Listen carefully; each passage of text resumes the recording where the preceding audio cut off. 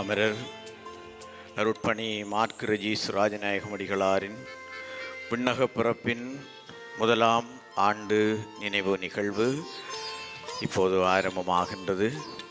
நிகழ்வுக்கு வருகை தந்திருக்கின்ற முதன்மை விருந்தினர் பேரருட்கலாநிதி ஜஸ்டின் பெர்னார்ட் ஞானப்பிரகாசம் ஆண்டகை அவர்களையும் மற்றும் குரு முதல்வர் இன்னும் எங்களுடைய சிறப்பு விருந்தினராக வருகை தந்திருக்கின்ற மாகாண தலைவி அருட்சகோதரி தியோஃபின் குருஸ் மற்றும் அருட்தந்தையர்கள் அனைவருக்கும் காலை வணக்கங்கள் கூறி, உயர்ந்த மனிதராய் இந்த மண்ணிலே வாழ்ந்து இறை பணியை 51 ஆண்டுகள் நிறைவாக செய்து இறைபதம் அடைந்திருக்கக்கூடிய அன்புக்குரிய ரெஜீஸ் ராஜநாயகம் அடிகளாரினுடைய நினைவுகளை சுமந்த இந்த மணிப்பொழுதிலே உங்கள் எல்லோரையும் அன்போடு வரவேற்று நிற்கின்றோம்.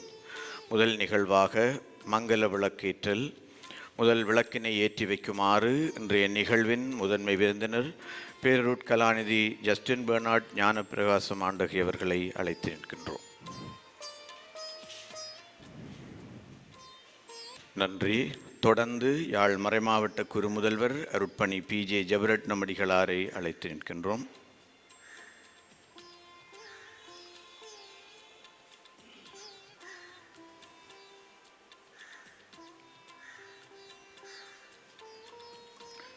நன்றி. தொடர்ந்து சிறப்பு விருந்தினர் அருட்சகோதரி தியோஃபின் குருஸ் அவர்களை அழைத்து நிற்கின்றோம்.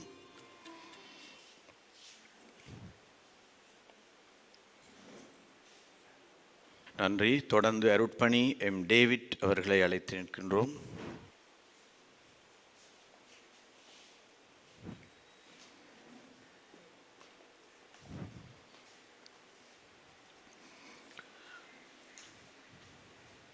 நிறைவாக அருட்பணி A. ஆண்டன் ஸ்டீபன் அடிகளாரை அழைத்து நிற்கின்றோம். தொடர்ந்து இன்றைய நிகழ்வுக்குரிய நாயகன் மார்க் ரெஜீஸ் ராஜநாயகம் அடிகளாரினுடைய உருவப்படத்தை அஞ்சலிக்கும் நிகழ்வு. உருவப்படத்துக்கு மாலை சாற்றி அஞ்சலிப்பார் அவருடைய சகோதரன் ஆசிரியர் திரு மாவண்ணா பாக்கியநாதன் அவர்கள். தொடர்ந்து விளக்கேற்றி அஞ்சலி செலுத்துவார் அவருடைய சகோதரி அருட்சகோதரி ஆண்டனிட்டா மார்க் அவர்கள்.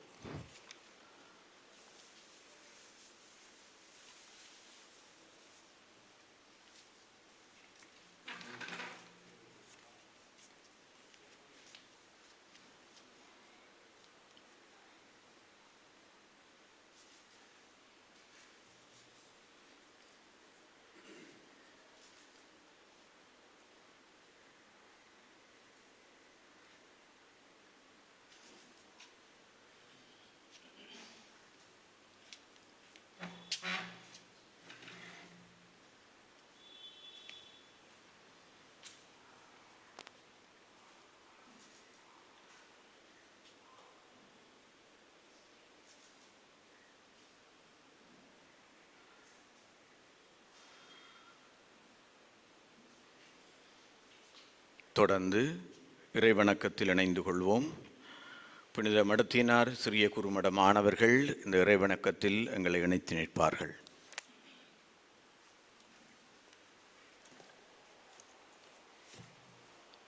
தந்தை மகன் தூய ஆவியின் பெயராலே.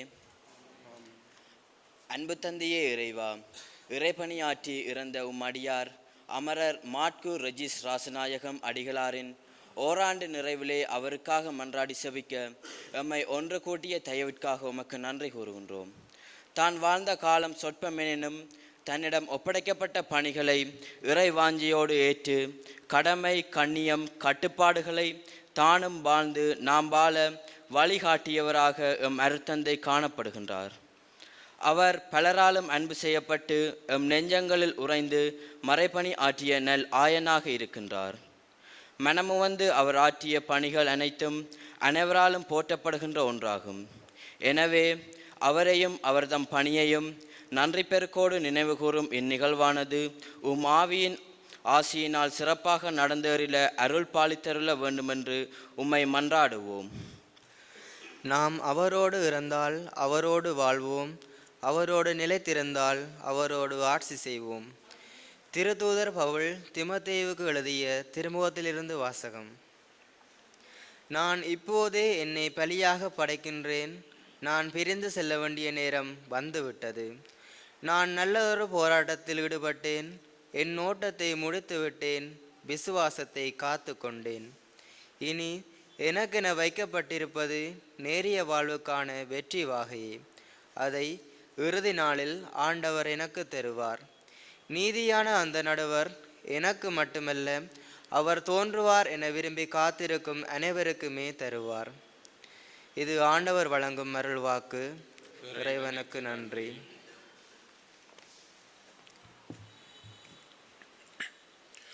சுமை சுமந்து சோர்ந்திருப்போரை உம்மிடம் அழைத்து ஆறுதல் தரும் ஆண்டவரே, பணிக்குருத்துவம் தன்னை தெரிந்தெடுத்து இறை பணியாற்றி உம்பதம் சரணடைந்து அமரர் அருட்பணி மார்க்கு ரெஜிஸ் ராசநாயகம் அடிகளாருக்காக உம்மிடம் வருகின்றோம்.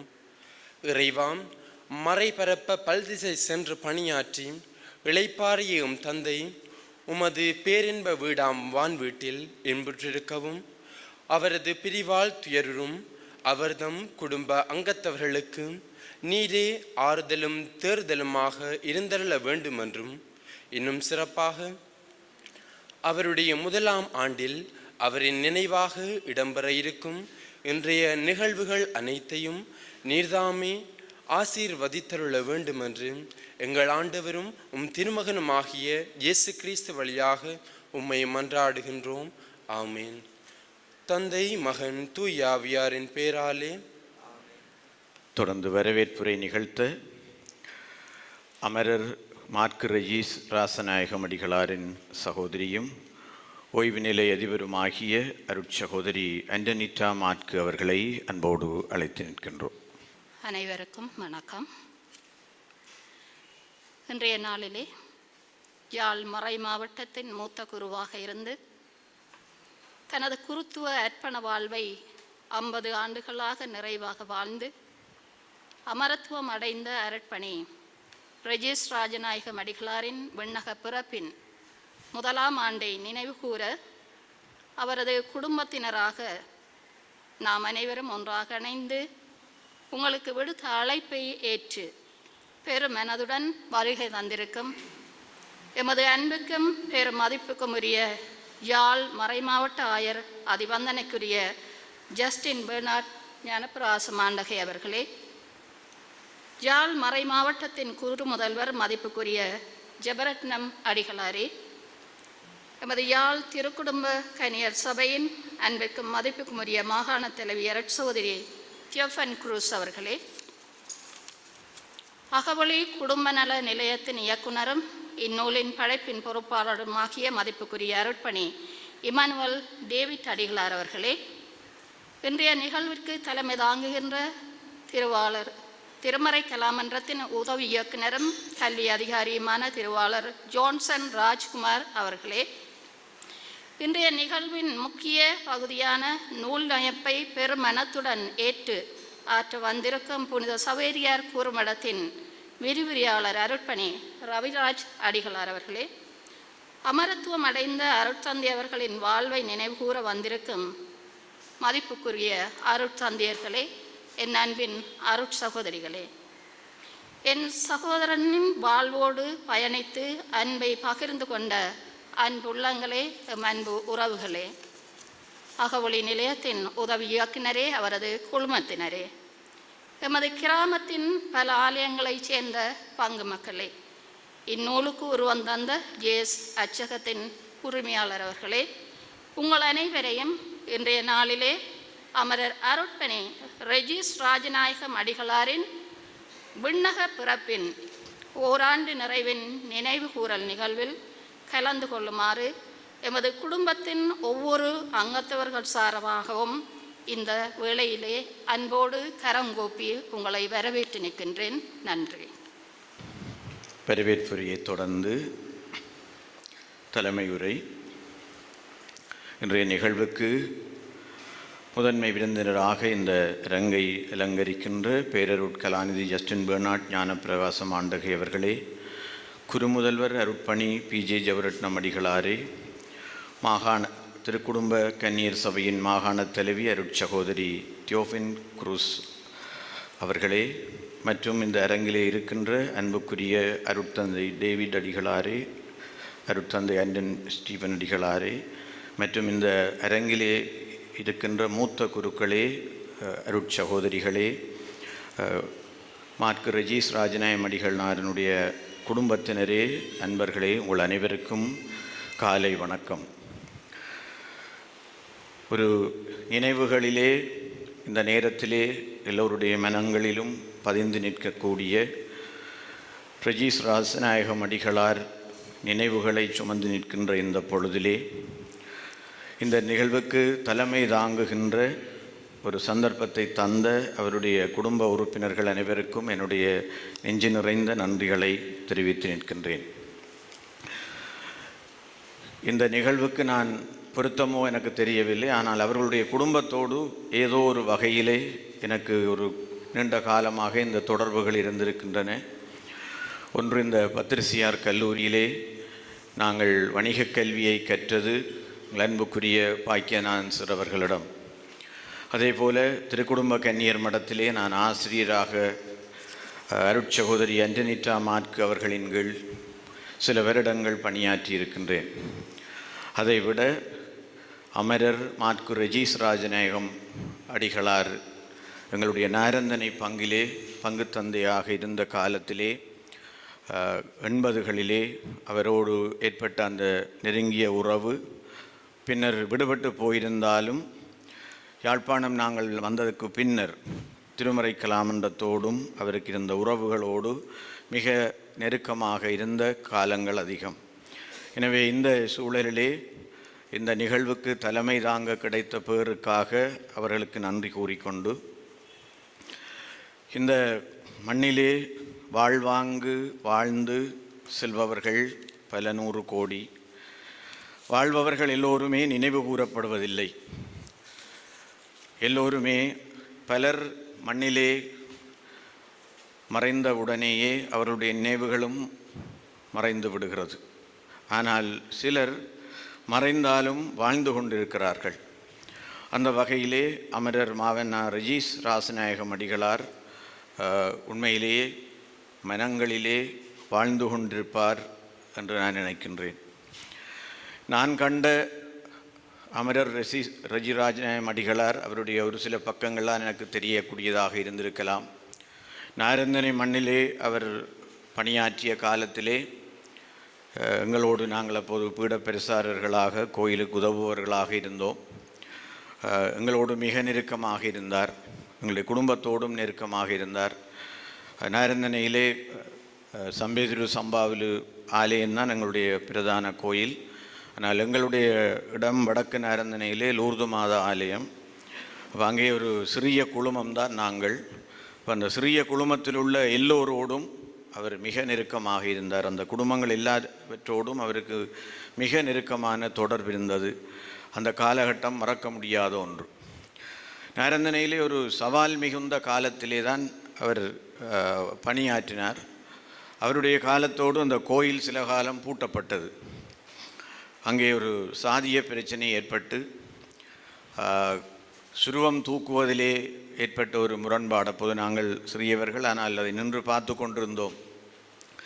அந்த சுருவம் தூக்குவது யார் என்று ஒரு கலவரம் போல் அது ஏற்பட்டு அது சிக்கலாக மாறிய போது ஃபாதர் அறிவித்தார், அந்த கூட்டை திருப்பி கொண்டு வாங்க கோயிலுக்குண்டு. அப்போ அந்த கூடு திருப்பி கொண்டு வரப்பட்டது. கொண்டு வரப்படுகிறது என்றதை அறிந்த அங்கே இருந்த ஒரு சமூகத்தைச் சேர்ந்தவர் ஃபாதரோடு போய் மிக கடுமையாக வாதாடி ஒரு கட்டத்திலே அவருடைய கொளரை பிடித்து இந்த உடுப்பை இழுத்து அறுக்கிற அளவுக்கு அவருடைய இது இருந்தது. ஆக்கள் எல்லாம் தடுத்தார்கள். கோயில் இழுத்து பூட்டப்பட்டது. சில காலம் கோயில் பூட்டப்பட்டிருந்தது. இப்போ ஒரு சவால் மிகுந்த நாட்களிலே உண்மையிலே நாங்கள் அவரை கண்டோம். அப்போது அவர் மிகவும் ஒரு செயல்திறன் மிக்க ஒரு குருவாக இருந்தார். அவருடைய பிரசங்கங்கள் எல்லாமே அந்த காலகட்டத்திலே எங்களுக்கு மிகப்பெரிய ஒரு சிறப்பான அறிவுரைகளை தந்தவையாக இருந்தன. இளைஞர்களோடு மிகவும் அன்பாகவும், இளைஞர்கள் சிறுவர்களோடு அவருடைய உறவு மிக நெருக்கமாக இருந்தது. அதுதான் நான் அவரை அந்த கண்ட காலம். அதற்கு பின்னர் யாழ்ப்பாணம் வந்ததுக்கு பிறகு நாங்கள் அறிந்த அளவுக்கு அவர் பல இடங்களிலே மன்னார், விடத்தல் தீவு, நாரந்தனை, கிளிநொச்சி, புதுக்குடியிருப்பு, மீண்டும் தான் நாரந்தனை என்று பல இடங்களிலே பணியாற்றியவர். பிறகு யாழ்ப்பாண பல்கலைக்கழகத்தில் ஆன்மீக இயக்குனராக நல்லாயன் இதிலே பணியாற்றியவர். பின்னர் மாட்டின் சிறிய குறுமட இயக்குனராக இருந்தவர். ஆகவே பல்வேறு பணித்தளங்களிலே அவர் பணியாற்றினாலும் இங்கு நாங்கள் வந்ததுக்கு பிறகு நான் திருமறைக்கலாம் என்ற சகல நிகழ்வுகளிலும் அவர் பங்கெடுத்தார். அநேகமாக வருவார். மெரிய சீவியரடிகளோடு மிக நெருக்கமான உறவை கொண்டிருந்தார். அவர்களுக்கிடையிலே குறிப்பாக இந்த எழுதுகின்ற விடயங்களை சரி பார்க்கின்ற விடயங்கள் பொதுவாக இருக்கும். எனக்கு நல்ல ஞாபகம், மெரிய சீவியரடிகள் நெடுகச் சொல்லுவார், லத்தீன் பாடல்கள் பற்றி கதைப்பதாக இருந்தால் அது ரஜீஸ் ஃபாதருடன் கதைக்கணும். அந்த அளவுக்கு அந்த லத்தீன் பாடல்கள், அதன் இசை தொடர்பான ஒரு சிறந்த தாடனத்தை கொண்ட ஒரு கலைஞர் அவர் என்பது நான் மெரிய சீவியரடிகளுடைய வாயினால் தான் அறிந்தேன். அவர் எழுதுகிற ஆக்கங்களை இவர் பார்வையிடுவதும் திருத்துவதும் என்ற அந்த ஒழுங்குகள் எல்லாம் பொதுவாக இருந்தன. இப்போ எங்களுக்கு தெரியும், அவர் இந்த பல்வேறு சவால்களிலே, நாட்டில் ஏற்பட்ட யுத்த சூழலிலே ஒரு சந்தேகியாக அவர் கைது செய்யப்பட்டு அவர் உண்மையிலே பல்வேறு துன்புறுத்தலுக்குள்ளாகி உள ரீதியாக அவருடைய ஆரோக்கியம் பாதிக்கப்பட்டிருந்த சூழல்களிலும் அவர் பின்னர் தன்னை தகவமைத்து கொண்டு ஒரு எழுத்தாளனாக மாறினார். உண்மையிலே அவருடைய ஆன்மீக எழுத்துக்கள் எல்லாம் பின்னர் அதற்கு பிறகுதான் வந்தன. ஆச்சரியமான எழுத்துக்கள் நூல்களாகவும் வந்தன, கட்டுரைகளாக பாதுகாவலன் உட்பட பலவற்றிலே வந்தன. மறையலை தொலைக்காட்சி வந்தபோது நான் நினைக்கிறேன் அதிகமாக அதை அவர் பயன்படுத்தி கொண்டார் அவருடைய சிந்தனைகளை பரிமாறுவதற்கு. அப்போதெல்லாம் அவர் அநேகமாக சில வேளைகளில் மறையலை எல்லாம் முடிந்தால் உடனே டெலிஃபோன் பண்ணி எனக்கு கேட்பார், இந்த நிகழ்ச்சி பார்த்தனீரா, அப்படி இருந்தேன். அதே போல் சில கட்டுரைகள் எழுதினால் கொண்டு வந்து தந்தையோருக்கா பார்த்து சொல்லும் என்று சொல்லுவார். அவரிடமிருந்து ஒரு மிகப்பெரிய பண்பு அந்த பெருமை இல்லாத தன்மை, தன்னை ஒரு பெரிய எழுத்தாளனாக கருதாத தன்மை. ஒரு முறைக்கு பல தடவைகள் தான் எழுதிய எழுத்தை திருத்துவார், பார்ப்பார், அதை ஒழுங்குபடுத்தி கொள்வார். ஒரு முன்னுதாரணமான உண்மையாக ஒரு படைப்பாளி. எனவே இவ்வாறு பல்வேறுபட்ட விடயங்களை நான் ஒரு பக்கத்திலே இருந்து பார்த்தேன். நீங்கள் அருட்தந்தையர்கள் எல்லாம் நிறையவே அவரோடு நெருங்கி பழகியிருப்பீர்கள். ஆகவே நான் பார்த்த பக்கங்களிலே இருந்து உண்மையிலே ஒரு சிறப்பு மிகுந்த பண்பாளன். அவரை ஒரு உதாரணமாக கொள்ளலாம். அந்த ஒரு மனிதனை சந்திக்கின்ற போது எப்படி சந்திப்பதென்று. அவர் உண்மையிலேயே உயர்ந்த மனிதன்.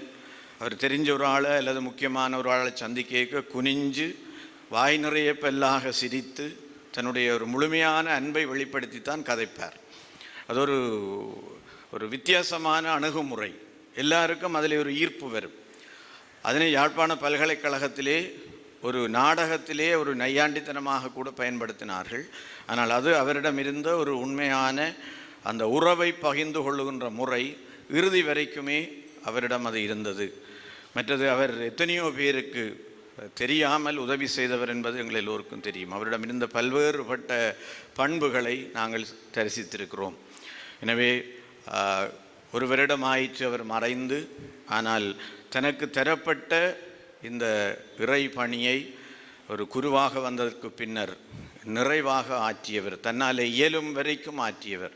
பங்கு பணிகளாக இருந்தாலும் சரி, அதற்கு பின்னர் தன்னுடைய அந்த ஆன்மீக எழுத்து பணிகளாக இருந்தால் என்ன, அல்லது அவர் குறுமட அதிபராக இருந்த காலத்தின் பணியாக இருந்தால் என்ன, பல்கலைக்கழகத்திலே அந்த மாணவர்களை ஆன்மீகத்திலே வழிநடத்துகின்ற பணியாக இருந்தால் என்ன, எல்லாவற்றிலுமே அவர் உண்மையிலே வரவேற்கத்தக்க ஒருவராக இருந்தார். எனவே ஒரு முன்னுதாரணமான மனிதன். எனவே எனக்கு மனதிலே அண்மையிலே ஒரு அறிஞர் இந்த ஃபேஸ்புக்கிலே போடப்பட்ட ஒரு இதை பார்த்தேன். எனக்கு முழுக்க இன்றைக்கு ஃபாதருக்கு அதை சொல்லுவது பொருத்தம் என்று நான் நினைத்தேன். அதை கூறி என்னுடைய தலைமையுரையை நிறைவு செய்கிறேன்.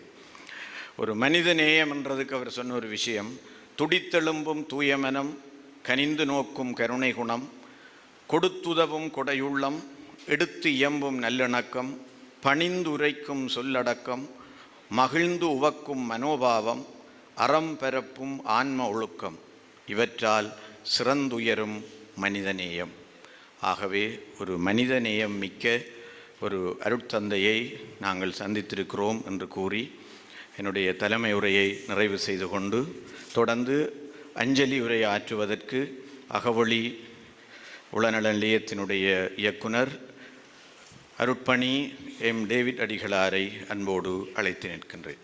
அன்புக்கும் பெருமதிப்புக்குரிய ஆயர் அவர்களே, நம்மறை மாவட்ட குறுமுதல்வர் அவர்களே, திருக்குடும்ப மாகாண தலைவர் அவர்களே, அருட்தந்தை அருள் ரவிராஜ் அவர்களே, அன்பார்ந்த குருக்களே, துறவிகளே, அன்பான உறவுகளே, இந்த நாளில் நாங்கள் ஒரு மறை மாவட்ட குருத்துவத்திற்கு அஞ்சலி செலுத்துகிறோம் என்றால் அதுதான் உண்மையான அர்த்தமாக இருக்கிறது. இன்று மகிழ்ந்திடாய் மாநிலமே உந்தன் மைந்தனின் மாட்சியிலே பேரருள் பாய்ந்தது குருத்துவமே என்று குருக்கள் அபிஷேகம் செய்யப்படுகிற பொழுது அருட்தந்தை குருத்துவத்தினூடாக யாழ் மறை மாவட்டத்திலே பேர் அருள் பாய்ந்திருக்கிறது என்பதை நாங்கள் ஒப்புக்கொண்டு அவருக்கு அஞ்சலி செலுத்துகின்றோம். நம்முடைய மறைந்த திருத்தந்தை அவர்கள் மறை மாவட்ட குருத்துவம் என்றால் என்ன என்பதற்கு ஒரு சிறந்த வரவிலக்கணம் சொல்லுகின்றார். பீடத்திலும் தெருவிலும் சம அர்ப்பணத்துடன் மனிதனுக்கும் இறைவனுக்கும் பாலமாக இருக்கின்ற ஒரு குருதான் மறை மாவட்ட குரு. மீண்டும் சொல்லுகின்றேன், பீடத்திலும் தெருவிலும் சமனான அர்ப்பணத்தோடு கடவுளுக்கும் மனிதனுக்கும் இடையே ஒரு பெரும் பாலமாக அமைகின்றவர்தான் மறை மாவட்ட குரு. அதைத்தான் நம்முடைய திருத்தந்தை சொன்னது போல யாழ் மறை மாவட்டத்திலே வாழ்ந்த ஒரு பெரும் மூத்த குருவுக்கு ஒரு மறை மாவட்ட குருவாக அஞ்சலி செலுத்துவதை ஒரு பெருமையாக நான் கருதுகின்றேன். துறவரத்துக்கு ஒரு தனித்துவம் இருப்பது போல மறை மாவட்ட குருத்துவத்துக்கும் ஒரு தனித்தன்மை இருக்கிறது, பல பண்புகள் இருக்கிறது. முதலாவதாக மறைமாவட்ட குரு ஒரு அவதார ஆன்மீகத்தை வாழ அழைக்கப்படுகிறார். இன்கார்னேஷனல் ஸ்பிரிச்சுவாலிட்டி, மக்களோடு மக்களாக வாழ்ந்து மக்களுடைய துன்பங்களிலும் இன்பங்களிலும் இரண்டர கலக்கின்ற ஒரு குருவானவர் தான் மறைமாவட்ட குரு. ஒரு சிலரையாவது மீட்க வேண்டும் என்பதற்காக எல்லோருக்கும் எல்லாம் ஆகினேன் என்கின்ற பவுலினுடைய விருது வாக்கை மனதிலே கொண்டு எல்லோருக்கும் எல்லாமாக வாழுகின்ற, இடம்பெயர்வுகள் என்றால் என்ன, மகிழ்வென்றால் என்ன, துன்பங்கள் என்றால் என்ன, எல்லோருக்கும் எல்லாமாக வாழுகின்ற ஒரு மகத்தான குருத்துவந்தான் மறை மாவட்ட குருவும். தந்தை அவர்கள் பணியாற்றிய இடங்கள் விடத்தல் தீவு, புதுக்குடியிருப்பு, நாரந்தனை மக்களை கேட்டால் அந்த அவதார ஆன்மீகத்தை அவர்கள் மனதிலே கொண்டு வாழுகிறார்கள். இரண்டாவதாக ஒரு மறை மாவட்ட குருவுடைய ஆன்மீகம் ஆயருக்கு கீழ்ப்படிவதிலே இருக்கிறது. அவரோடு சேர்ந்து துணையாளர்களாக ஆயருடைய வார்த்தைக்கு செவிமடுத்து வாழுகின்ற, ஆயர் ஒன்றை சொன்னால் அடுத்த கணம் நிறைவேற்றுகின்ற, இல்லை என்று சொல்லுகின்ற ஒரு மனநிலையோடு வாழுகின்ற ஒரு குருத்துவம் தான் மறை மாவட்ட குரு. தந்தை அவர்கள் ஆயர் எதை சொன்னாரோ அடுத்த கணம் நிறைவேற்றுகின்ற கீழ்ப்படிவுள்ள ஒரு மறை மாவட்ட குருவாக அவர் வாழ்ந்திருக்கின்றார். மறை மாவட்ட குருவினுடைய மூன்றாவது பரிமாணம் யூக்கரிஸ்டிக் ஸ்பிரிச்சுவாலிட்டி. எங்களுடைய பணி பெரும் பெரும் பணிகள் அல்ல. we are not specialist, we are ordinary physicians. நாங்கள் ஸ்பெஷலிஸ்ட் அல்ல. எங்களுடைய அடிப்படை வாழ்வு எங்கே ஆரம்பமாகிறது என்றால் நாள் திருப்பள்ளியில் தான் ஆரம்பமாகிறது. ஒரு மறை மாவட்ட குரு மிக ஆழமான ஆன்மீகத்தோடு தன்னுடைய திருப்பள்ளியை ஒப்புக் கொடுக்கிறார். அன்னை தெரேசால் கற்றுத்தந்த பாடம், நீ திருப்பலியை தொடங்குகிற பொழுது இதுதான் உன்னுடைய ஒரே திருப்பலி, இதுதான் என்னுடைய முதல் திருப்பலி, இதுதான் உன்னுடைய இறுதி திருப்பலி என்று நீ நினைத்து ஒவ்வொரு பூசையும் ஒப்புக் கொடுக்க வேண்டும் என்று அன்னை தெரேசால் கற்றுத்தருகின்றாள். நான் நினைக்கின்றேன், இதுதான் என்னுடைய முதல் திருப்பலி, இதுதான் என்னுடைய ஒரே திருப்பலி, இதுதான் என்னுடைய இறுதி திருப்பலி என்று இறுதி வரை தன்னுடைய திருப்பலியை ஒப்புக் கொடுத்தவர் அருட்தந்தை ரேஜிஸ் அவர்கள். ஒவ்வொரு திருப்பலியையும் அவர் மிகவும் ஆழமாக ஆயத்தப்படுத்துவார். ஒரு மறையுரை என்று சொன்னால் அதை கைபட எழுதித்தான் அவர் மறையுரை ஆற்றுவார். இன்றைக்கு இந்த புத்தகம் கைகளிலே வருகிற பொழுது அவர் கொண்டாடிய 40வது ஜூபிலிக்கு அவர் எப்படி ஆயத்தப்படுத்தி இருக்கிறார் என்பதை நாங்கள் எடுத்து பார்க்க வேண்டும். அதுக்கு எவ்வளவு ஒவ்வொரு சொல்லையும் எழுதி அந்த புத்தகத்திலே அவருடைய கையெழுத்தோடு அதை பதிவு செய்திருக்கிறோம். ஏனென்றால் அது மறைமாவட்ட குருத்துவத்தினுடைய ஒரு மிக பெரும் ஆன்மீகமாக இருக்கிறது. நான்காவதாக சிம்பிளிசிட்டி ஆஃப் லைஃப். மறைமாவட்ட குருக்களுடைய வாழ்க்கை எளிமை, மிக எளிமையாக மக்களோடு மக்களாக வாழுகிறது தான் மறை மாவட்ட குருத்துவம். இந்த 30 வருட இடம்பெயர்வில் மக்களோடு நாங்கள் மக்களாக வாழ்ந்தோம். எங்களுடைய குறுமடம் பல தடவைகள் இடம்பெயர்ந்தது. குறுமட மாணவர்கள் தான் மீண்டும் மீண்டும் குருத்துவ கல்லூரியை கட்டி அவர்கள் தங்களுடைய உருவாக்கத்தை பெற்றார்கள். வீடுகளை கட்டி கூட அவர்கள் தங்களுடைய உருவாக்கத்தை பெற்றார்கள். மடுவிலே நாங்கள் வடிக்கிடுவதற்கு முதல் நாள் கூட அந்த நூலகத்தை நாங்கள் செய்து கொண்டிருந்தோம். இதுதான் மறைமாவட்ட குருக்கம். ஆகவே எளிமையான வாழ்வு. ஃபாதர் ரெஜிஸ் என்றால் எளிமையான வாழ்வு.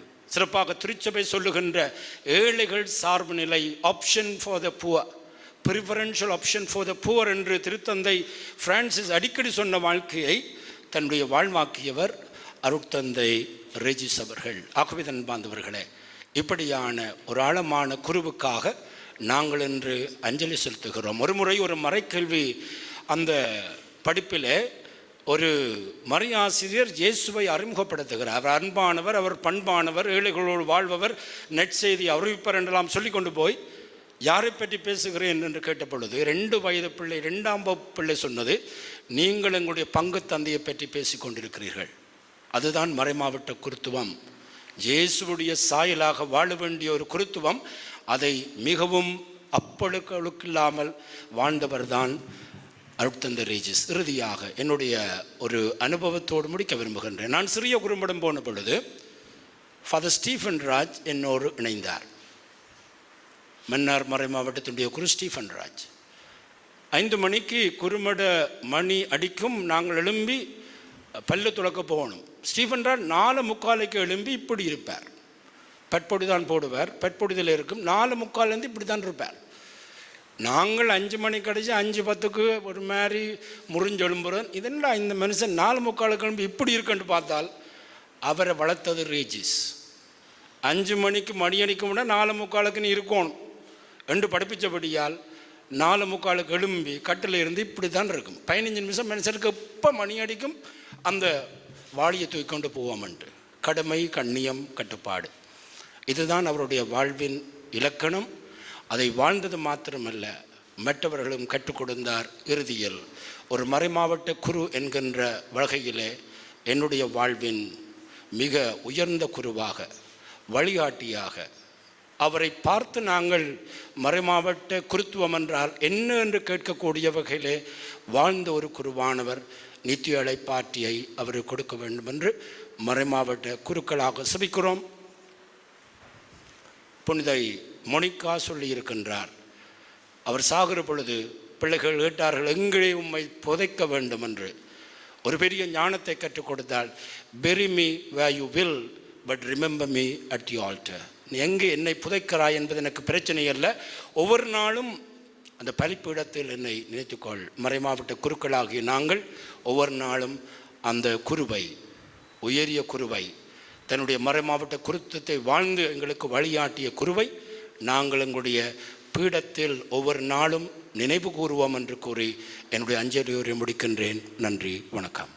ஒரு மறைமாவட்ட குரு எப்படி இருக்க வேண்டும் என்கின்ற விடயத்தை மிக அழகாக எங்களுடைய அமரர் ரெஜிஸ் ராசநாயகம் அடிகளார் பற்றி முன்வைத்த அன்புக்குரிய டேவிட் அடிகளாருக்கு நன்றிகளை கூறிக்கொண்டு, தொடர்ந்து நூல் வெளியீடு, அமரர் பற்றியதான நினைவு நூலின் வெளியீடு. இந்த நூலை முதல் பிரதியை அவருடைய சகோதரன் ஓய்வு நிலைய ஆசிரியர் மாவன பாக்கியநாதன் அவர்கள் இன்றைய நிகழ்வின் முதன்மை விருந்தினர் ஆயர் ஜஸ்டின் ஞான பிரகாசம் ஆண்டகை அவர்களுக்கு வழங்குவார்.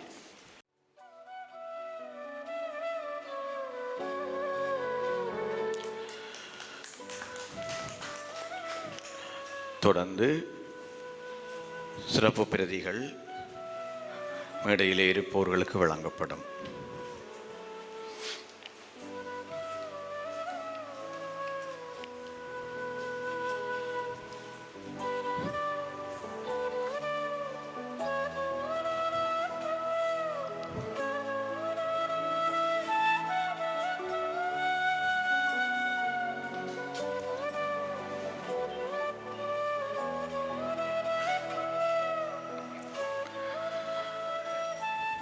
நன்றி.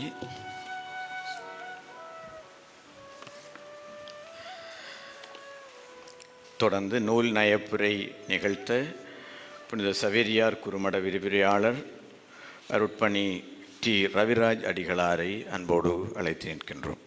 என் அன்புக்கு மதிப்புக்கும் உரிய ஆயர் அவர்களே, குருமுதல்வர் அவர்களே, அருட்சோரி தியோஃபின் குரூஸ் அவர்களே, அருட்தந்தை டேவிட் அடிகளார் அவர்களே, ஏனைய குருக்களே, துறவிகர்களே, அன்பான இறை மக்களே, உங்கள் எல்லோருக்கும் இந்த வணக்கத்தை கூறிக்கொள்ளுகின்றேன்.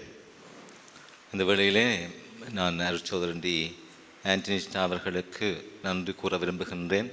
இந்த வாய்ப்பினை எனக்கு தந்தமைக்காக, அருட்தந்தையை பற்றி அறிந்து கொள்வதற்காக. இந்த நயப்புரையை நான்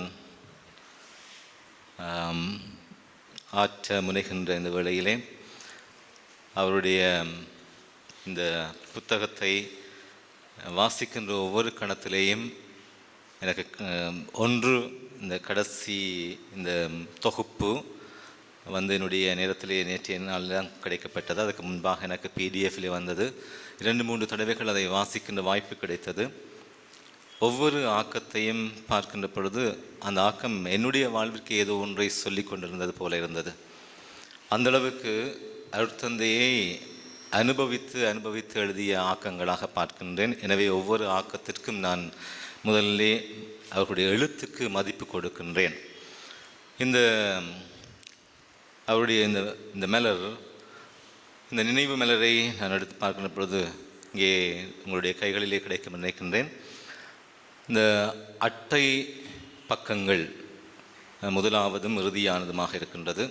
இதை பார்த்த உடனே என்னுடைய கையிலே ஆரம்பத்திலே இருந்தது, எனக்கு ஆய்வு செய்வதற்காக கொடுக்கப்பட்டபடியால் நான் இதை கையிலே வைத்திருந்தேன். பின்னால் எனக்கு பக்கத்திலே அருட்தந்தை பிராயன் இருந்தார். அவர் இதை பார்த்துவிட்டு முதலாவது படத்தை பார்த்துட்டு சொன்னார், பச்சை பாலன் மாதிரி இருக்குது, இதை பற்றி மட்டும் சொல்லாமல் இருந்தால் மேடையை விட்டு இறங்கக்கூடாது என்று சொன்னார். அவை இந்த படத்திலே நாங்கள் பார்க்கின்ற பொழுது முதலாவது பக்கத்திலே அவருடைய மிகவும் இளமையான குருத்துவ தோற்றத்தினை நாங்கள் பார்க்கின்றோம். கடைசி பக்கத்திலே அவருடைய இறுதி காலத்திலே நாங்கள் பார்த்த அந்த உருவத்தை பார்க்கின்றோம். இந்த இரண்டையும் நான் பார்க்கின்ற பொழுது எனக்கு கிடைத்த செய்தி என்னவென்று சொன்னால், அவருடைய வாழ்வின் வரலாற்று அந்த கால கணிப்பு இந்த அட்டைப்படத்திலேயே கொடுக்கப்படுகின்றது. அவருடைய ஆரம்பம் முதல் இறுதி வரையான அந்த கால கணிப்பு, குரோனாலஜி இந்த அட்டைப்படம் சொல்லி நிற்பதை பார்க்கின்றேன். இந்த அட்டைப்படத்திலே சில நிறங்கள் தீட்டப்பட்டிருக்கின்றன. அதை எதற்காக அவர்கள் கொடுத்தார்களோ தெரியாது. ஆனால் அந்த நிறங்களுக்கு அர்த்தங்களை தேடி பார்த்த பொழுது அழகாக அமைந்திருப்பதை நான் பார்க்கின்றேன். ஒன்று வெள்ளை, இரண்டாவது அதை நாங்கள் ஒரேஞ்ச் என்றும் சொல்லலாம், இல்லைன்னு சொன்னால் பட்டர் கலர் என்றும் சொல்லலாம். ஒரு மண் நிறம், அடுத்தது ப்ரௌன். அங்கே இருக்கின்ற மலர்களில் இருப்பது ஒரு நாவல் ஊதா நிற கலர். 3 மெழுகுவத்திகள், அந்த மெழுகுவத்தி இருக்கின்றது. இவை ஒவ்வொன்றுமே நம்மோடு பேசி கொண்டிருப்பதை பார்க்கின்றோம். முதலாவது நான் பார்க்கின்ற பொழுது இந்த வெள்ளை நிறத்துக்கு என்ன அர்த்தம் என்று தேடி பார்த்தேன். அந்த வெள்ளை நிறம் ஒரு தூய்மையின் அடையாளமாகவும், ஒரு எளிமையின் அடையாளமாகவும், ஒரு வெறுமையின் அடையாளமாகவும் இருப்பதை பார்க்கக்கூடியதாக இருக்கின்றது. அருட்தந்தையினுடைய உருவப்படம் இதற்கு பின்னால் இருக்கின்ற நிறம் வெள்ளையாக இருக்கின்றது. அதை சரியான இடத்திலே கொண்டு வந்து வைத்திருக்கின்றார்கள். அவருடைய வாழ்வின் தூய்மையும் எளிமையும், அவர் இறைவனுக்காக எல்லாவற்றையும் வெறுத்து ஒதுக்கிய வெறுமையையும் காட்டுகின்றது. இரண்டாவது இந்த ஆரேஞ்ச் நிறமாக அதை எடுத்துக்கொள்ளலாம். இந்த நிறத்தினுடைய அர்த்தம் ஆக்கம், கிரியேட்டிவிட்டி. உண்மையிலேயே அதுவும் அருட்தந்தைக்கு மிகவும் பொருத்தமானது. என்னென்னு சொன்னால், நான் நினைக்கின்றேன் ஃபாதர் நீக்லஸ் எழுதின அந்த ஆக்கத்திலே அவர் குறிப்பிடுகின்றார், பல சவால்கள் மத்தியிலேயும் சாதனை படைத்தவர் என்று சொல்லி அவரை குறிப்பிடுகின்றார். அவர்களுடைய வாழ்க்கையிலே நிறைய சவால்கள் இருந்தது, நிறைய வேதனைகள் இருந்தன. அவற்றின் மத்தியிலேயும் அவர் துவண்டு போகாமல் பல ஆக்கங்களை கொடுத்த is a man of creativity, is very creative. ஆகவே இந்த நிறம் அவருக்கு மிகவும் பொருத்தமானது. மூன்றாவது மண்ணிறம், பிரவுன் நிறமான நிறம் என்று சொல்லி நாங்கள் பார்க்கின்றோம். அதனுடைய அர்த்தம் உறுதிப்பாடு, ஞானம், பாதுகாப்பு. இவை அனைத்துமே அருட்தந்தையிடம் இருக்கின்றது. அருட்தந்தை சந்திரகாந்தன் அடிகளார் தன்னுடைய கட்டுரையிலே சொல்கிற பொழுது, இஸ் அ மேன் ஆஃப் ரோபஸ்ட்னு சொல்கிறார். அவ்வளவு உறுதியானவர், ஸ்ட்ராங் பர்சன். அவருடைய பர்சனாலிட்டியிலே மட்டுமில்லை, அவருடைய வாழ்க்கையிலேயும் அவ்வளவு உறுதியாக இருந்தவர். இந்த நிறம் அவருக்கு பொருத்தமானது. ஞானம் நிறைந்தவர். மண்ணிறம் ஞானம் நிறைந்தது. அவரிடம் அதிகமான ஞானம் இருந்தது. அதை அவருடைய நூல்களிலேயும் அவருடைய மறைவுரையிலேயும் நாங்கள் பார்க்கக்கூடியதாக இருக்கின்றது. அடுத்தது பாதுகாப்பு. அவர் தன்னுடைய வாழ்க்கையிலே தான் பணியாற்றிய இடங்களெல்லாம் மக்களுடைய பாதுகாப்பாக, ஒரு ஆன்மீக பாதுகாப்பாளனாக, ஒரு உடன் பயணியாக அவர் இருந்ததை பார்க்கக்கூடியதாக இருக்கின்றது. மூன்றாவது இருக்கின்றது ஊதா நிறம். இந்த ஊதா நிறம் கலர் ஆஃப் ராயல்ட்டின்னு சொல்வார்கள், ராயல் கலர். அது மிகவும் ஒரு உன்னதமான, ஒரு உயர்ந்த நிலையை குறிப்பிடுகின்றது. அருட்சோதரி தியோஃபின் அவர்கள் தன்னுடைய ஆக்கத்துக்கு தலையங்கம் கொடுக்கின்ற பொழுது அவர் உயர்ந்தவர், உள்ளத்திலும் உயர்ந்தவர் என்று சொல்லி அவர் குறிப்பிடுகின்றார். அவருடைய தோற்றத்திலே மட்டுமல்ல, அவருடைய உள்ளத்திலேயும் வாழ்க்கையிலேயும் ஒரு உயர்ந்த நிலையில் இருக்கின்றவர் என்பதையும், அவர் மனிதநேயம் கொண்டு ஒரு இரக்கமானவர் என்பதை எங்களுடைய இந்த நிகழ்வுக்கு தலைமை தாங்குகின்ற திருவாளர் ஜோன்சன் ராஜ்குமார் ஆசிரியர் அவர்கள் தெளிவாக கூறினார். அவ்வளவு மனிதநேயம் நிறைந்தவர், அவரோடு இலகுவாக பழகக்கூடியதாக இருக்கும், ஏழைகள் பால் மிகவும் அன்பு கொண்டவர் சொல்லி அதிகமான ஆக்கங்கள் குறிப்பிடுகின்றன. மூன்றாவது அவருடைய ஆன்மீகம். இந்த ஊதா நிறம் என்பது ஆன்மீகத்தை குறிக்கும். அவருடைய ஆன்மீக வாழ்விலே யாரும் நாங்கள் குறை சொல்லிவிட முடியாது. எப்போதுமே பல ஆக்கங்கள் குறிப்பிடுகின்ற விடயம் அவருடைய பிரமாணிக்கத்தன்மை. இதையெல்லாம் வாசிக்கின்ற பொழுது எனக்கு உண்மையிலே என்னுடைய மனச்சாட்சி குற்றியது. இதை நான் வாழுகின்றேனா என்பது எனக்கு ஒரு பெரிய ஒரு கேள்விக்குறியாக இருந்தது. என்னுடைய வாழ்க்கைக்கு நான் இது வெறும் ஒரு நினைவு மலராக பார்க்கவில்லை, ஒரு ஆன்மீக புத்தகமாக பார்க்கின்றேன். மிகவும் உதவியாக இருந்தது. அவர் அவ்வளவு ஆழமான ஆன்மீகம் கொண்டவர். எனவே இந்த அட்டைப்படங்கள், நிறங்கள் எல்லாமே எங்களுக்கு ஆழமான செய்தியை, நான் நினைக்கின்றேன் ஒட்டுமொத்த ஆக்கத்தையும் சுருக்கமாக குறிப்பிடுகின்ற நிகழ்வாக இருக்கின்றது. மூன்றாவது இங்கே இருக்கின்ற மெழுகுவர்த்திகள், நான் நினைக்கின்றேன் அவை அஞ்சலிக்காக கொடுக்கப்பட்டிருக்கும். ஆனால் என்னுடைய பார்வையிலே அவை பரிசுத்த தமதிருத்துவத்தை குறித்திருப்பது போன்றிருக்கின்றது. எனக்கு அவருடைய வாழ்வின் பின்னணியும் அடித்தளமுமான அந்த அவருடைய ஞான வாழ்வு, ஆன்மீக வாழ்வினுடைய அடித்தளத்தை இங்கே குறிப்பிட்டு காட்டுவதை பார்க்கக்கூடியதாக இருக்கின்றது.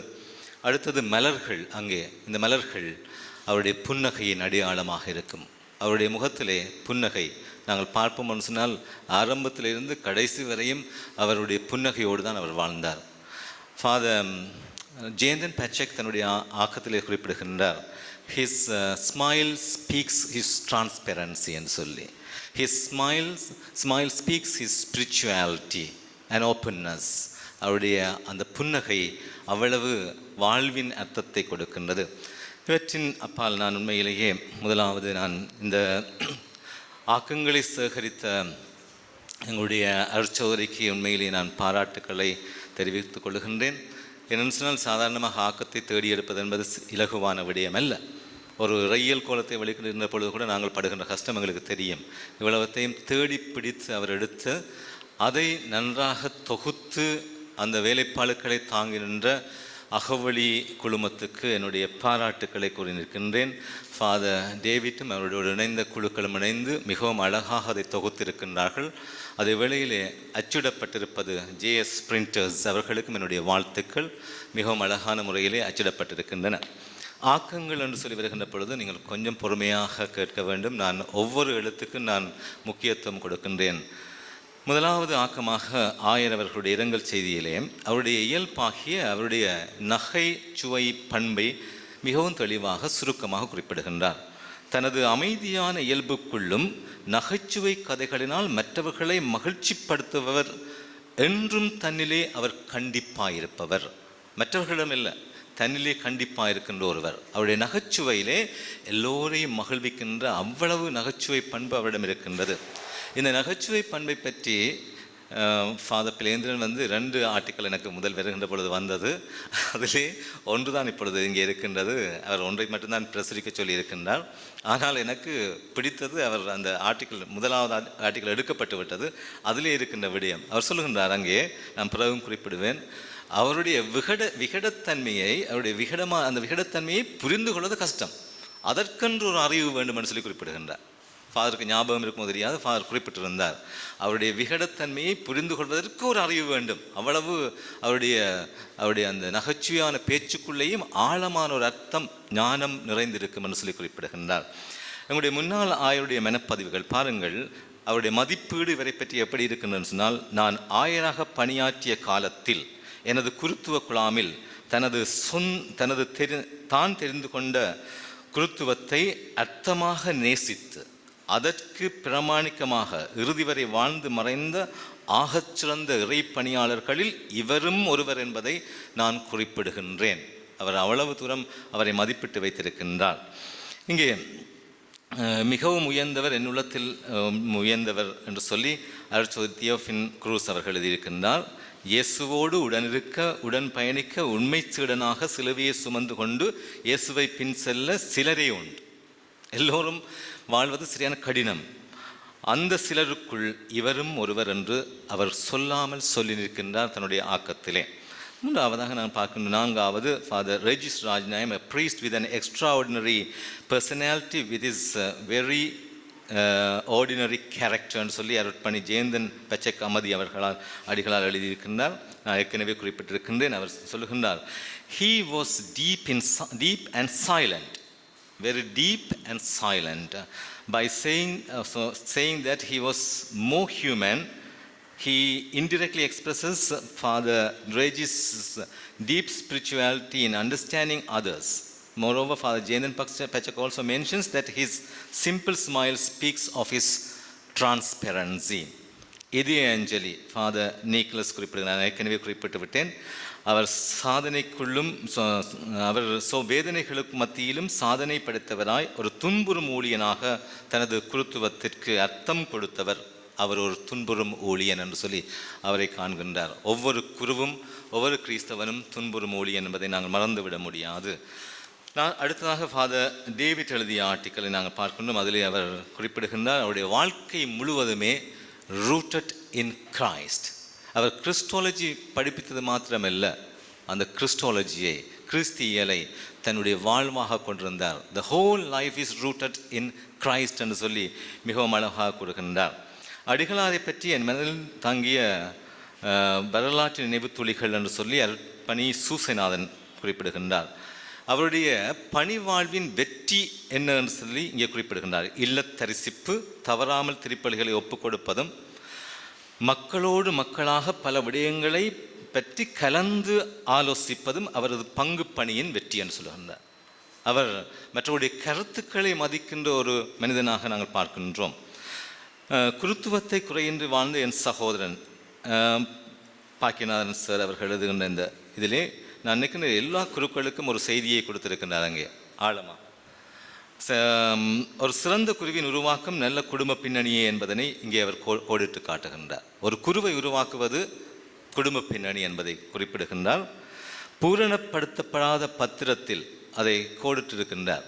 பூரணப்படுத்தப்படாத பத்திரத்தில் கையெழுத்திட்டதால் நான் இன்று இந்த நிலையில் இருக்கின்றேன் என்று சொல்லி அவர் தன்னுடைய சகோதரனை சந்தித்த போது சகோதரன் ஃபாதர் ரெஜிஸ் சொன்ன வார்த்தை என்ற அருத்தந்தையின் அனுபவம் எங்கள் எல்லோருக்கும் ஒரு வாழ்க்கை பாடமாக இருக்கின்றது.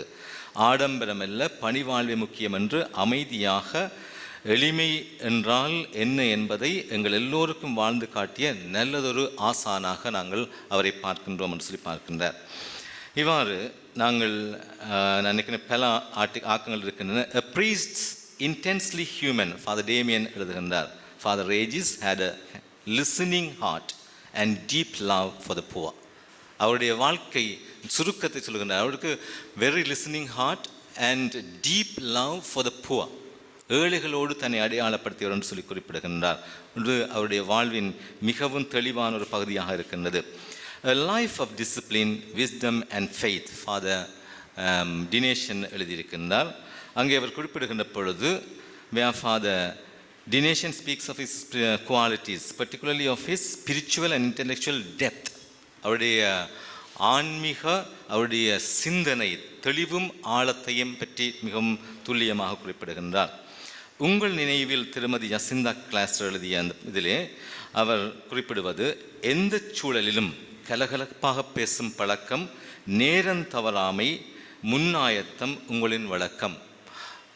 ஃபாதர் டேவிட் தன்னுடைய உரையிலையும் குறிப்பிட்டிருந்தார். அவர் எப்படி என்று சொல்லினால் எவ்வளவுக்கு அவர் முன்னாயத்தம் என்று சொல்லிச்சினால், சில வேளையில் சொல்லுவார்கள் ஃபாதர்ஸ், ஒரு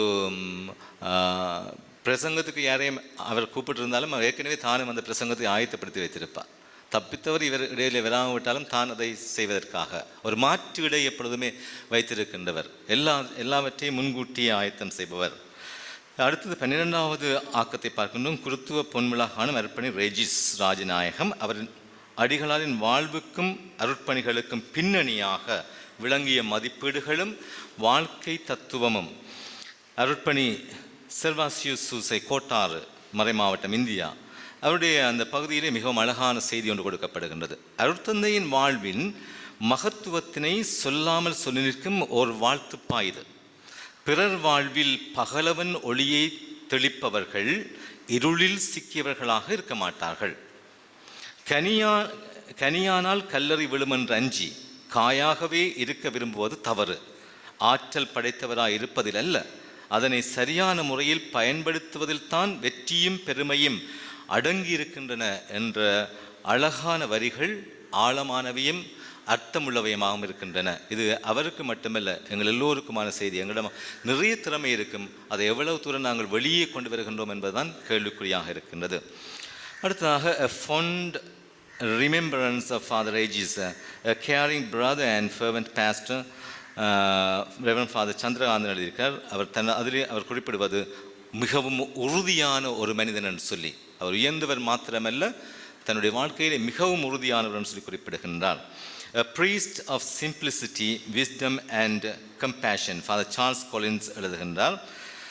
Father Charles witnessed that in Father Regis Rajanaham we encounter the true face of priesthood. அவரை பார்க்கின்ற பொழுது உண்மையான ஒரு குருத்துவத்தை நாங்கள் பார்க்கின்றோம் என்ற அவருடைய அனுபவம் எங்கள் எல்லோருக்கும் ஒரு செய்தியாக இருக்கின்றது. அவை ரெஜிஸ் ராஜநாயகத்துடைய வாழ்க்கை குருத்துவத்தை பிரதிபலித்ததாக இருக்கின்றது என்பதை அவர் அங்கே கூறி நிற்கின்றார். அன்பிற்கும் மதிப்புக்கும் உரிய அருத்தந்தை ரெஜிஸ் ராஜநாயகம் அவர்களின் ஓராண்டில் எனது நினைவுகளில் இருந்து திருமதி உதயசூரியர் ஜசிந்தா, இவர் ஓர் சமூக சீர்திருத்தவாதி என்று சொல்லிக் கொள்கிறார். அவர் சாதாரணமானவர் அல்ல, சமூகத்தை சீர்திருத்துவதிலே மிகவும் மிகவும் கவனமானவர். அவருடைய சமூக ஏற்றத்தாழ்வுகள் எல்லாவற்றையும் கணிப்பிட்டு அவர் பணி செய்ததை இவர் இங்கே ஒரு சாட்சியமாக பகர்கின்றார். நீங்காத நினைவுகளுடன் அர்ப்பணி ஆண்டன் ராக் எழுதுகின்றார். தனியே தாங்க முடியாத மனச்சிலுவைகளையும் உடல் உபாதைகளையும் மௌனமாகவும் தனியாகவும் இறை துணையோடு தாங்கிக் கொண்டு தன்னையே பலியாக்கி இயேசுவின் விளிமியங்களை என்றும் வாழ்வாக்கி தன்னை அர்ப்பணித்த குரு இவர். யாழ் திரு அவை பயணத்தின் ஒரு மைல்கல் என்று சொல்லி குறிப்பிடுகின்றார். தன்னை பலியாக்கி தன்னை உருக்கிய ஒரு குரு இவர் என்று சொல்லுகின்றார். நான் ஃபாதர் பிளேந்திரனுடைய அந்த இதிலே எடுக்கப்பட்ட கட்டுரையை எடுத்த செய்தியை சொல்லுகின்றேன். மேலும் அவரது இயல்பினையும் அவர் அனுபவித்த துன்பங்களையும் பிளேந்திரன் அடிகளார் சுருக்கமாக கூறுகின்றார். இவரது துணுக்கள் சிலருக்கு உடனே புரியாது. இவற்றில் கலந்த விகடத்தன்மை காரணமாக சிலருக்கு புரிவதற்கு காலதாமதம் ஏற்படுவதுண்டு. அமரர் ரெஜிஸ் அடிகளின் வாழ்வு இன்பமானதாகவும் உல்லாசமானதாகவும் அமைந்து விடவில்லை. எந்த ஒரு அருட்தந்தையின் வாழ்வும் பணியும் மக்களுடன் அவர் கொண்டுள்ள உறவும் கிறிஸ்து சீடத்துவதற்கு சான்று பகர்வதாக அமைய வேண்டும் என்பதற்கு மாற்று கருத்து இருக்க முடியாது. அடிகளார் பல கட்டங்களில் தன்னை வருத்தியும் சான்று பகரும் குருவாக வாழ்ந்தார் என்பதை பலரும் அறிவர் என்று சொல்லி அவர் சாட்சியமாக கூறியிருக்கின்றார்.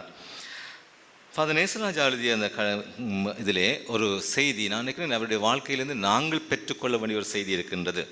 நடைமுறையில் புதுமை,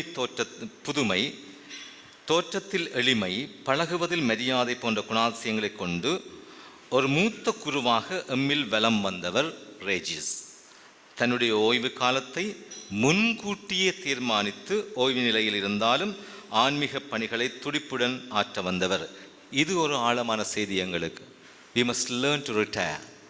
ஒரு காலம் வருகின்ற பொழுது எல்லோருக்குமே கொடுக்கப்படுகின்ற செய்தி, அது எனக்கும் எல்லாருக்குமே ஒரு பருவம் வருகின்ற பொழுது, காலம் வருகின்ற we must all learn to retire. அதை இவர் முன்கூட்டியே வைத்திருந்தார்.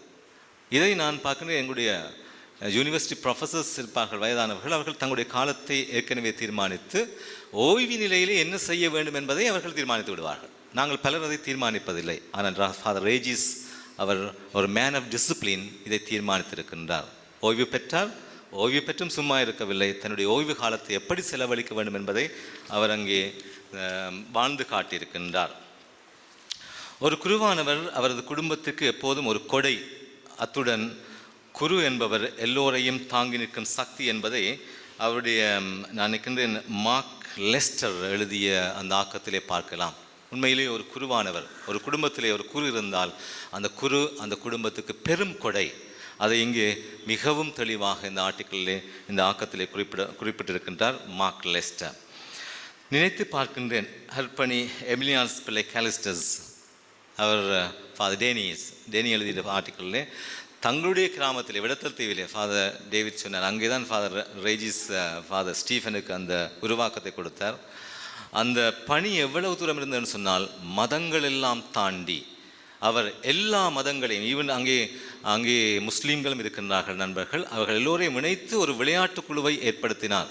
அவருடைய பார்வை மிகவும் நீண்ட தூர பார்வையாக இருந்தது. அவருடைய மனம் மிகவும் அகன்ற மனமாக இருந்தது. எல்லோரையும் அரவணைக்கின்றவர். குருவானவர் என்பவர் எப்படியாக இருக்க வேண்டும், எப்படி பணி செய்ய வேண்டும் என்று சொல்லி கற்றுக் கொடுத்திருக்கின்றார் இந்த ஆக்கத்திலே. நினைத்து பார்க்கின்றேன். ஓகே, நான் அறிந்த ரேஜிஸ் அடுத்த பிலிப் எழுதியிருக்கிறார். திருவிழப்பணியாளர் சபை தந்தையின் விகடத்துவதற்கு உதாரணங்கள் அள்ளித்தருகின்றார் ஃபாதர் பிலிப். சிறிய குறுமடத்தில் அடிகளாரும் தானும் மகிழ்ச்சியாக இருப்பார் என்று குறிப்பிடுகின்றார். மற்ற மாணவர்களையும் அவர் மகிழ்ச்சிப்படுத்துவார் என்று சொல்லி ஒரு கட்டத்தில் ஒரு உதாரணம் சொல்லுகின்றார். அடிகளாரின் கேளிக்கைகள் ஒருபோதும் மற்றவர்களை புண்படுத்தாது. அவை எப்போதும் எல்லோரையும் மகிழ்ச்சிப்படுத்தும், சிந்திக்க வைக்கும். அடுத்தந்தை பேர்னாட் அக்காலத்தில் சிறிய குடும்பத்தில் ஓகன் வாசித்தார். அவர் ஒரு முறை சக மாணவர்களுக்கு திருப்பலி பாடல்களை கற்றுக் கொடுத்து கொண்டிருந்தார். அப்போது ரேஜிஸ் கொஞ்சம் பிழையாக பாடிவிட்டார். அப்போது பேர்னாட் இவரிடம் தனியாக 10 முறை பாடச் சொன்னார். ரேஜிஸ் தன் கால்சட்டை பையில் கையை விட்டு செவமாலையை தூக்கினார். எல்லோரும் அங்கிருந்தவர் சிரித்தார்கள். ஃபாதர் பேர்னாட்டும் சிரித்தார் என்று சொல்லி அவருடைய நகைச்சுவை சொல்லுகின்றார். அதுக்கு அடுத்தபடியாக இன்னும் ஒன்றை குறிப்பிடுகின்றார். ஒரு முறை நானும் அவரும் சந்தித்து கொண்டோம். இருவரும் குருக்களாகிய பின் ஒரு முறை சந்தித்து கொண்டோம். அப்போது நான் ரேஜிஸ் சுவாமியிடம் அடிகளார் எப்போது வந்தீர்கள் என்று கேட்டேன். அதற்கு அவர் நுனிகளார் வரும் முன் வந்து விட்டேன் என்று சொல்லி சொன்னார். அடிகளார் நுனிகளார், அந்த பேச்சுத்தன்மை அவரிடம் தான் இருக்கின்றது. அடிகளார் எப்போது வந்தீர்கள் என்கிறேன், நுனிகளார் நீங்கள் வருவதற்கு முன்பே நான் வந்து விட்டேன் என்று சொல்லி சொன்னேன். அவ்வளவுக்கு அவரிடம் அந்த சென்ஸ் ஆஃப் ஹியூமர் இருக்கின்றது. அந்த வார்த்தைகளை கண்டுபிடிப்பதற்கு மிகவும் கஷ்டமாக இருக்கும். உங்கள் நினைவுகளில் என்றும் எம்முடன் என்று சொல்லி தந்தை ஆண்டன் ஸ்டீஃபன் எழுதுகின்றார். தந்தையினுடைய தாழ்ச்சியை பற்றி இங்கே மிகவும் சிறப்பாக குறிப்பிடுகின்றார். தலைப்பு கொடுக்கவில்லை. ஜோசப் சூசைப்பிள்ளை அவர்கள் எழுதிய அந்த ஆர்டிக்கலிலே அவருடைய இந்த sense of gratitude and truthfulness, நன்றி உணர்வும் உண்மைத்தன்மையையும் இங்கே அவர் குறிப்பிட்டு காட்டுகின்றார். எல்லாமே எங்களுடைய வாழ்வின் செய்தியாக இருக்கின்றது. அடுத்ததாக மிக முக்கியமான இந்த கட்டுரையை நான் மிக முக்கியமாக பார்க்கின்றேன் என்று சொன்னால், அடுத்த கரவூர் செல்வம் எழுதியிருக்கின்றார். தன்னுடைய புலமைத்துவத்துக்குள்ளே நின்று எழுதியிருக்கின்றார். அந்த செய்தி அவருக்கு மாத்திரமல்ல எங்களுக்கும் உரிய செய்தியாக நான் பார்க்கின்றேன். நான் நினைக்கின்றேன் எல்லோரும் அதை வாசித்து பார்க்க வேண்டும். அர்ப்பணி செல்வம் தனது பாணியில் புதிய சொல்லாடல்களுடன் தனது சிந்தனைகளை நகர்த்துகின்றார். தனக்கும் அருட்பணி ரேஜிஸ் அவர்களுக்குமான உறவு ஓர் தொழில்துறை உறவு என்றும் அருட்பணி ரேஜிஸ் ஒரு சிறந்த உடன் பயணி என்று குறிப்பிடுகின்றார். அவர் ஒரு வழிகாட்டி என்பதை விட உடன் பயணிப்பாளர் என்று சொல்லி அவரை குறிப்பிடுகின்றார்.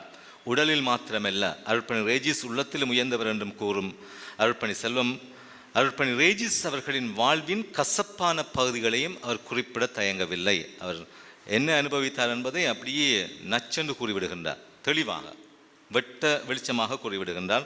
அதை வாசிக்கின்ற பொழுது எங்களுக்கு விளங்கும் என்று நினைக்கின்றேன். உங்களுடைய கைகளிலே புத்தகம் இருக்கின்றது, அதை வாசித்து நீங்கள் கண்டுகொள்ளலாம். அருட்பணி செல்வம் தனது உளவளத்துறையில் நிபுணத்துவத்தின் அடிப்படையிலும் தனது பழுத்த அனுபவத்தின் அடிப்படையிலும் அருட்பணி ரேஜிஸ் அடிகளாரின் வாழ்வோடு மட்டும் நின்று விடாமல், வாழ்வு என்றால் என்ன, அதை எவ்வாறு அர்த்தப்படுத்த முடியும் என்பதையும் வாசகர் எல்லோருக்கும் கூறி நிற்கின்றார். இது ஒரு அழகான ஆழமான ஆக்கம். வாழ்விற்கான அர்த்தம் தேடல் என்னும் பகுதியை அனைவரும் வாசிப்பது மிகவும் நன்று என்று நான் குறிப்பிடுகின்றேன். எமது கிராமத்தின் முதற்குரு திரு மைக்கேல் ஆஞ்சலோ மீண்டும் ஒரு சான்று, ஒரு குருவானவர் எல்லோருக்கும் பொதுவானவர் என்பதை இந்த கட்டுரை கூறி நிற்கின்றது. நினைவை விட்டு நீங்காத என் அண்ணன் அருட்சோதி ஆண்டனி டமார்க்கு குறிப்பிடுகின்றார். அருட்தந்தை அவர்களின் உருவாக்கம் பணிவாழ்வு பற்றி அவரது உடன்பிறப்பாக உணர்வு பூர்வமாக கூறும்போது இவர் ஒன்றை மிகவும் அழுத்தம் திருத்தமாக கூறுகின்றார். நான் நினைக்கின்றேன் எங்கள் எல்லோருக்கும் அது தேவையான சிந்தனை. குருத்துவத்தில் குருத்தோழமையின் அவசியத்தையும் அழகினையும் அருட்பணி ரேஜிஸ் ராஜநாயகம் அடிகளாருக்கு அருட்பணி எஸ்ஜே ராஜநாயகம் அடிகளாருடான நட்பினை குறிப்பிட்டு அவர் குறிப்பிடுகின்றார். அந்த தோழமை அவருடைய வாழ்க்கையிலே பல சந்தர்ப்பங்களிலே அது அவருக்கு உதவியாக இருந்தது என்பதையும் இங்கே அவர் கூறி நிற்கின்றார். அவரது இறுதி நாட்களில் சகோதரி தனது அண்ணனுக்கு ஒரு தாயாகவும் சகோதரியாகவும் பணிவிடை புரிந்த செய்தியானது எங்கள் எல்லோருடைய மனதையும் நெகிழ வைக்கின்றது. இந்த கட்டுரையை வாசிக்கின்ற பொழுது அவர் குறிப்பிடுகின்ற அந்த செய்தி உண்மையிலேயே ஒரு மனதை உருக்குகின்ற செய்தியாக இருக்கின்றது. மண்ணின் மைந்தனுக்கு கிளாலி பங்கு மக்கள் அவர்கள் குறிப்பிடுகின்ற பொழுது சுருக்கமாக சொல்லுகின்றார்கள், எல்லோரின் அன்பையும் பெற்ற ஒருவர் இவர். ஒரு குருவானவர் மற்ற இடங்களிலே மாத்திரமில்லை, தன்னுடைய ஊருக்குள்ளேயும் சொல்லுவார்கள், எந்த ஒரு இறைவாக்கினரும் தன் சொந்த ஊரில் ஏற்றுக்கொள்ளப்படுவதில்லை. ஆனால் ஃபாதர் ரேஜிஸை ஏற்றுக்கொள்கின்றார்கள். ஏன்? அவருடைய எளிமைத்தன்மை, அவருடைய எளிமையான நடை உடை பாவனை. சித்தப்பாவின் வாழ்வின் எனது நினைவுகளில் இருந்து என்று சொல்லி சிஸ்டர் ஏம் சிறிய புஷ்பம் எழுதுகின்றார். அங்கே அவர் குறிப்பிடுவது என்னவென்று சொன்னால், நல்ல ஆளுமையின் சிறந்த வெளிப்பாடு நேர முகாமைத்துவம், டைம் மேனேஜ்மெண்ட். இதை அவரிடம் நாங்கள் கற்றுக்கொள்ள வேண்டும். இந்த டைம் மேனேஜ்மெண்ட்டை பற்றி அதிகமானவர்கள் கூறுகிறார்கள். அவர் எப்பொழுதுமே நேர முகாமைத்துவம் உள்ளவர் என்று சொல்லி வாழ்வின் குருத்துவ பணியில் ஒடுக்கமான வழியில் பயணித்தவர். அருட்பணி பிளேந்திரன் அருட்பணி ரேஜிஸ் அடிகளாரின் நேர்மை முகாமைத்துவம் பற்றி அருட்பணி பிளேந்திரன் அடிகளாரும் இங்கே குறிப்பிடுகின்றார். அவர் எவ்வளவு தூரம் நேரங்களை அவர் மிகவும் பொறுப்புடன் பயன்படுத்தி அவர் செயற்பட்டவர் என்பதை இங்கே சுட்டி காட்டுகின்றார். A faithful shepherd in loving memory of Reverend Father Regis Rajanaham P. Jacob Nilakshan. அவர் சொல்லுகின்றது, he is a faithful shepherd doing everything for the glory of his master, not for his fame. தன்னுடைய பெருமைக்காக அல்ல, தன்னுடைய இயேசு கிறிஸ்துவினுடைய பெருமைக்காக, கடவுளின் மகிமைக்காக செய்த ஒருவர் என்று சொல்லி அவர் குறிப்பிடுகின்றார். 40 years mass, ஏழை எளியோரின் அழுகுரலே இறைவனின் குரல். இது அவருடைய கைப்பட எழுதிய அவருடைய செய்தி மிகவும் அழகாக இருக்கின்றது. அதில் நான் ஒரு சில பகுதியை இங்கே குறிப்பிட விரும்புகின்றேன். இங்கே அருட்பணி ரேஜிஸ் அவர்களின் 40 வருட ஆன்மீக அனுபவம் பேசுவதை நாம் தெளிவாக பார்க்க முடியும். அவரது ஆன்மீக முதுநிலையின் வளர்ச்சியினை இவ்வாறு அவர் வெளிப்படுத்துகின்றார். எனது குருத்துவ பயணத்தினை திரும்பி பார்க்கின்றேன். ஆரம்ப காலத்தில் அருட்சாதனங்களோடு மட்டும் என்னை வரையறுத்து நின்றேன்.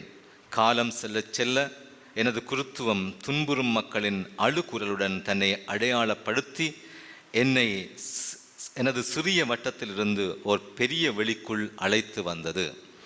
மேலும் அவர் எவ்வளவுக்கு மனிதனின் குரலை, குறிப்பாக அழுகுரலை கேட்கின்றோமோ அவ்வளவுக்கு இறைவனின் குரலையும் கேட்க முடியும் என்ற உணர்வு எனக்குள் வளர்ந்தது என்று தனது குருத்துவ வாழ்வின் முதிர்ச்சியினை மிகவும் எளிமையாக குறிப்பிடுகின்றார். எமது கிராமத்தின் முதல் குருவானவர் அருட்தந்தை ஆண்டன் மரியதாஸ் திருவுளச் சபை. அவர் குறிப்பிடுவது என்னவென்று சொன்னால், தாயைப் போலவே செய்கின்றார். அவருடைய தாயாரை பற்றி பேசுகின்றார். அவருடைய தாயார், அதாவது வித்து அது வித்தை, வெண்சங்கு முத்தை பெற்றவள் அவளே, ஆனால் பிள்ளையும் அதுவே ஆகும். தன்னுடைய தாய், இவருடைய தாயாரும் இவரை போன்றவரே என்று சொல்லி குறிப்பிடுகின்றார். இவரை பார்த்து தாய் எப்படி என்று சொல்லியும், தாயை பார்த்து இவர் எப்படி என்று சொல்லியும் நாங்கள் கண்டுகொள்ளக்கூடியதாக இருக்கின்றது. சொல்லுவார்கள், தாயைப் போல செய்யும் நூலைப் போல சேலையும் என்று சொல்லி. இவருடைய தாயார் இட்ட வித்து இவருக்குள்ளே முளைத்து பெரும் மரமாகி இன்று பெரிய விருட்சமாக எங்கள் மத்தியிலே நிற்கின்றார். எம் அந்நியரின் சிபமே குருத்துவ வாழ்வின் இயங்கு சக்தி என்பதை நான் இந்த வேளையிலே புரிந்து கொண்டேன். அருட்பணி ரேஜிஸ் ராஜநாயகம் ராசேந்திர மாஸ்டரும் அருட்பணி எழில் எழுதுகின்றார். அருட்தந்தையின் வாழ்விலே கிறிஸ்தியல் என்பது அவர் அந்த கிறிஸ்தியல் தன்னுடைய வாழ்வாக்கி சிலுவையோடு தன்னை அடையாளப்படுத்தி இருக்கின்றார் என்பதற்கு சிலுவைக்குரிய விளக்கத்தை இங்கே இவர் குறிப்பிடுகின்றார். அமரர் அருட்பணி ரேஜிஸ் ராஜநாயகம் அடிகளாரது பிறப்பிலிருந்து 2016 வரை அவரது வாழ்க்கை பயணத்தை இங்கே அந்த இதில் ஒரு நிகழ்வு குறிப்பிடுகின்றது. அவருடைய எங்கேயெல்லாம் பணியாற்றினார் என்று சொல்லி அதை பார்த்து அறிந்து கொள்ளலாம். எங்கள் சுவாமி மாமா ஆன் மெடோனா, இங்கேயும் இவர் குறிப்பிடுவது அவருடைய நேர முகாமைத்துவம்.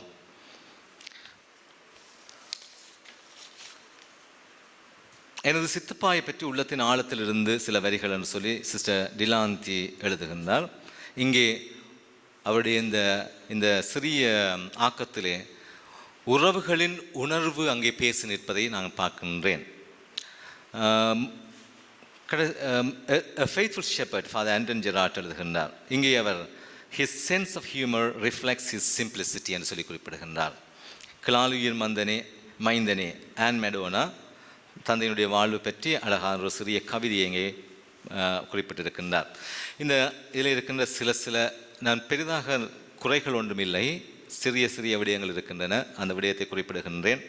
இதிலே ஃபாதர் எல்லோருமே நாங்கள் அதிகமாக இந்த ஆக்கங்கள் ரெஜிஸ் தான் குறிப்பிடப்பட்டிருக்கின்றது. ஆனால் முதலாவது பகுதியிலே நாங்கள் ரெஜிஸ் என்று சொல்லி எழுதிவிட்டு அடுத்த பக்கத்திலே போகின்ற பொழுது இந்த பெரிய படம் வருகின்ற பொழுது அதற்குள்ளே ரேஜிஸ் என்று சொல்லி எழுதப்பட்டிருக்கின்றது. எனக்கு எது உண்மையான உச்சரிப்பு என்று சொல்லி தெரியவில்லை. ரேஜிஸா தெரியவில்லை. அடுத்ததாக பொதுவாக சில இலக்கண குறிகள் பாவனைகளிலே இந்த இதிலே பிழை இருக்கின்றது. இப்போது யாருமே அதை கவனிப்பதில்லை. எங்கே கம வரணும், எங்கே கோலன் வரணும், எங்கே செமிகோலன் வரணும் என்பதை பொதுவாக இப்பொழுது இருக்கிற ஜெனரேஷன் கவனிப்பதே இல்லை. அந்த தவறு எங்கேயும் ஏற்பட்டிருப்பதை பார்க்கின்றேன். ஆங்கில ஆக்கங்களில் ஆங்காங்கே சில கிராமட்டிக்கல் மிஸ்டேக்ஸ் இருக்கின்றன. அதை கொஞ்சம் பார்த்துருக்கலாம் என்று நினைக்கின்றேன். அடுத்ததாக ஃபோட்டோஸ் இங்கே போடப்பட்டிருக்கிறது, படங்கள். அந்த படங்கள் என்னுடைய கருத்தின்படி அந்த படங்களை ஒரு ஆக்கம் முடிந்த பிற்பாடு எங்கேயும் இடைச்செருகல் செய்திருக்கலாம். இல்லை ஏன்னு சொன்னால் இந்த ஆக்கங்களுக்கும் ஃபோட்டோவுக்கும் இடையே சம்பந்தத்தை காணவில்லை. நான் கடைசி நேரத்தில் அதை செய்திருக்கிறார்களோ தெரியவில்லை. அந்த ஃபோட்டோஸை ஏதோ ஒரு வகையில் ஒரு ஒழுங்கமைப்பு செய்து அதை தொகுத்திருக்கலாம் என்பது என்னுடைய கருத்து. இறுதியாக ஃபாதர் ரேஜிஸை பற்றி அறிந்து கொள்வதற்கும் இந்த இடத்திலே அவரை பற்றி இந்த நயப்புரையை நிகழ்த்துவதற்கும் வாய்ப்பை தந்த இந்த அவைக்கு நான் நன்றி கூறுகின்றேன். விசேஷமாக சோதரி மார்க் ஆண்டனிட்டா அவர்களுக்கு என்னுடைய நன்றி. ஃபாதர் ரேஜிஸுடைய வாழ்க்கை உண்மையிலேயே நாங்கள் ஒரு பெரிய உயர்ந்த மனிதனை பார்க்கின்றோம். அவருக்கும் எனக்கும் இடையே ஒரு சிறிய உறவு இருக்கின்றது. எதற்காக ஃபாதர் சிஸ்டர் ஆண்டனிட்டா என்னை கேட்டாவோ தெரியவில்லை. நானும் அவரும் அதிகமாக அவர் ஆன்மீகத்திலே கடல், ஆனால் சில அரசியல் சிந்தனைகளை நாங்கள் பகிர்ந்து கொள்வோம். அவருக்கும் ப்ரொஃபஸர் திருநாவுக்கரசுடைய புத்தகம்னு சொன்னால் விருப்பம். நான் எப்பொழுதும் அதை தேடி படிப்பேன். அவர் எப்பொழுதும் என்னிடம் கேட்பார். நான் சில புத்தகங்களை அவருக்கு பரிமாறுவேன். நான் கடைசியாக என்னுடைய டாக்டரேட் முடிச்சுட்டு வருகின்ற பொழுது என்னிடம் அவர் ஃபாதர் உங்களுக்கு என்ன வேணும் என்று சொல்லி கேட்டேன். அவர் ஒரு புத்தகத்தை குறிப்பிட்டார். அது ஒரு பிரதி மட்டும்தான் நான் வேண்டி வைத்திருந்தேன். நான் போய் தேடி பார்த்து அது கிடைக்கவில்லை. எனக்கு சரியான கவலையாக இருந்தது. த சர்ச் இன் கிரைசிஸ் என்று சொல்லி லேட்டஸ்டாக வந்த ஒரு புத்தகம். The church in crisis a pathway forward by Ralph Martin. Father ஒரு புத்தகம் இருந்து நான் ஏற்கனவே வேண்டி நான் என்னுடைய பாவனைக்கு வைத்திருக்கின்றேன். விரும்பினால் உங்களுக்கு நான் தானே அது நீர் வாசித்து முடிய தேரம் அடிச்சுன்னா நான் அதுக்கிடையில் ஃபாதர் எங்களை விட்டு பிரிந்து விட்டார் என்ற ஒரு மன கவலையோடு என்னுடைய இந்த ஆய்வினை நிறைவு செய்கின்றேன். ஆண்டவர் அவருக்கு நித்திய இளையப்பாற்றலை கொடுப்பாராக என்று சொல்லி வேண்டி இந்த நயப்புரையை நிறைவு செய்கின்றேன். நன்றி. நயப்புரையாக ஆரம்பித்து உண்மையிலே அது ஒரு ஆய்வுரையாக இந்த நூலை ஒரு சாறு பிழிந்தது போல் இதற்குள்ளே இருக்கின்ற பல விடயங்களையும் நாங்கள் பார்க்காமலே புரிந்து கொள்ளக்கூடிய வகையிலும் சிலவற்றை பார்க்க வேண்டும் என்ற தூண்டுதலை தரும் வகையிலும் தன்னுடைய நயப்புரையை நிகழ்த்திய அருட்பணி ரவிராஜ் அடிகளாருக்கு நன்றிகளை கூறி தொடர்ந்து கௌரவ விருந்தினர் உரை. இன்றைய நிகழ்வின் கௌரவ விருந்தினராக வருகை தந்திருக்கின்ற திருக்குடும்ப கன்னியர் சபையின் மாகாண தலைவி அருட்சகோதரி தியோஃபின் குரூஸ் அவர்களை அன்போடு அழைத்து நிற்கின்றோம். அமரத்துவம் அடைந்த அருட்பணி ரெஜிஸ் ராஜநாயகம் அவர்களுடைய இறப்பின் முடிவில்லாத வாழ்வின் முதலாவது வருட நிறைவில் நாங்கள் ஒன்று கூடியிருக்கின்றோம். இந்த நிகழ்வுக்கு தலைமை தாங்குகின்ற சகோதரர் அவர்களே, யாழ்மறை மாவட்ட ஆயர் தந்தை அவர்களே, குரு முதல்வர் அவர்களே, அருட்பணியாளர்களே, அருட்சகோதரிகளே, அமரத்துவமடைந்த அருட்பணியாளரின் குடும்ப உறவுகளே, சகோதரர்களே, நண்பர்களே, உங்கள் அனைவருக்கும் என்னுடைய வணக்கம். எங்களுடைய அருட்தந்தை அவர்களுடைய முதலாம் வருட நிறைவில் அவருடைய வாழ்வை பற்றி திரும்பி பார்க்க, அவருடைய வாழ்வில் அவர் எமக்கு விட்டு சென்ற செல்வங்களை எண்ணி பார்க்க ஆண்டவர் எமக்கு இந்த சந்தர்ப்பத்தை தந்திருக்கின்றார். இந்த சந்தர்ப்பத்தை உருவாக்கி தந்தவர்களுக்கு நன்றி சொல்வதோடு எனக்கும் ஒரு சிறு நேரப்பொழுதை தந்தமைக்காக அருட்சகோதரி அண்டனிட்டா மாக்கு அவர்களுக்கு என்னுடைய நன்றியை கூறுகின்றேன். அருட்தந்தை அவர்களை பற்றி எதை சொல்லுவது? அவருடைய அன்பை பற்றி சொல்லுவதா, அறிவை பற்றி சொல்லுவதா, ஆற்றல்கள் திறமைகளை பற்றி சொல்வதா, அல்லது அந்த ஆற்றல்கள் திறமைகளை அவர் வளர்த்து கொண்ட விதத்தை சொல்லுவதா, அதை பகிர்ந்து கொண்டதை சொல்லுவதா? எதை சொல்லுவது என்பது கேள்விதான். எனக்கு முன்னே பேசிய அருட்தந்தை அவர்கள் இந்த மலரிலே குறிப்பிடப்பட்டுள்ள அனைத்து விடயங்களையும் மிகவும் தெளிவாக, அழகாக நாங்கள் அறிந்து கொள்ளும் வரை எங்களுக்கு தெரிவித்து நிற்கின்றார். அது மிகவும் சிறப்பான ஒன்று. அருட்தந்தை அவர்கள் தன்னுடைய வாழ்வில் மிகவும் சிறப்பான ஒரு குருவாக வாழ்ந்திருக்கின்றார். அவர் மிகவும் அன்பானவர், அமைதியானவர், இரக்க சுபாவம் கொண்டவர், நிறைய ஆற்றல்களை வளர்த்து கொண்டவர், அதை பகிர்ந்து கொண்டவர். அவருடைய எளிமையான வாழ்வு, உன்னதமான வாழ்வு, நேர்த்தியான வாழ்வு, மிகவும் நயமாக பேசுகின்ற திறமைகள் அனைத்தையும் மிகவும் தெளிவாக நாங்கள் இந்த நேரத்தில் அறிந்திருக்கின்றோம். அவரோடு இணைந்து வாழ்ந்த ஒவ்வொருவரும் இதை நாங்கள் தெரிந்திருக்கின்றோம். அதைத்தான் இந்த மலரிலே அனைவரும் குறிப்பிட்டிருக்கிறதாக அருட்பணியாளர்கள் கூறியிருக்கின்றார். அருட்தந்தை அவர்களுடைய நான் சொன்ன இந்த அனைத்து பண்புகளும் அவருடைய வாழ்வும் குன்றிலிட்ட தீபம் போல் அனைவரும் அறிந்த ஒன்றாக இருக்கின்றது. ஆனாலும் புனித அன்னை தெரேசா சொல்லுவது போல நாம் இறக்கத்தான் பிறந்தோம், இருக்கும் வரை இரக்கத்துடன் வாழ்வோம் என்ற அந்த இரக்க பண்பை நம்முடைய அருட்தந்தை அவர்கள் தன்னுடைய வாழ்வில் வாழ்ந்திருக்கின்றார். பிறக்கும் போது நாங்கள் எதை கொண்டு வந்தோம், இறக்கும் போது நாங்கள் எதை கொண்டு செல்லுகின்றோம் என்பது எங்களுக்கு தெரியாது. எதையும் கொண்டு செல்வதில்லை என்பது எங்களுக்கு நன்றாக தெரியும். இந்த வாழ்வில் பிறப்பிலும் இறப்பிலும் நாம் இணைத்து கொள்வது அன்பையும் உறவையும் தான். இந்த அன்பையும் உறவையும் நம்முடைய அருட்தந்தை அவர்கள் தன்னுடைய வாழ்வில் இணைத்து கொண்டார், பிணைத்து கொண்டார். வாழ்வில் செல்லும் போது விட்டு சென்றார். இந்த அன்பையும் உறவையும் அவர் இறை அன்பாகவும், இறை உறவாகவும், பிறர் அன்பாகவும், பிறருடன் உறவாகவும் அவர் வாழ்ந்திருக்கின்றார். அந்த வாழ்வுக்காக அவர் தெரிந்து கொண்ட வழிதான் அர்ப்பண வாழ்வு, குருத்துவ வாழ்வு. அந்த குருத்துவ வாழ்வை தன்னிகரற்ற தலைவனாக தன்னுடைய பாணியில், தன்னுடைய அழைப்பிற்கேற்ப, தன் குடும்பத்திலே அவர் பெற்றுக்கொண்ட வளர்ப்பிற்கேற்ப வாழ்ந்திருக்கின்றார். அந்த வாழ்வு மிகவும் சிறப்பானது. பலிவாழ்வும் பணிவாழ்வும் அவருடன் இணைந்திருக்கின்றது. அதை அவர் மகிழ்வோடு நிறைவோடு வாழ்ந்திருக்கின்றார் என்பதை நாங்கள் அறிந்திருக்கின்றோம். என்னுடைய இந்த உறவும் என்னுடைய இந்த இணைப்பும் மிகவும் குறுகிய காலம்தான். மாகாண தலைவியாக நான் வந்ததன் பிறகுதான் அவரை சந்தித்திருக்கின்றேன்.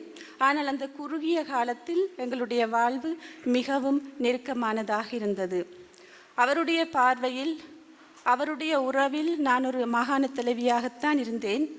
ஆனாலும் எங்களுடைய வார்த்தைகளில், சந்திப்புகளில், பார்வைகளில், சிரிப்புகளில் எல்லாம் அழகான ஒரு சகோதர உறவு தெரிந்தது. அதையிட்டு நான் இந்த நேரத்திலே மகிழ்ச்சி அடைகின்றேன்.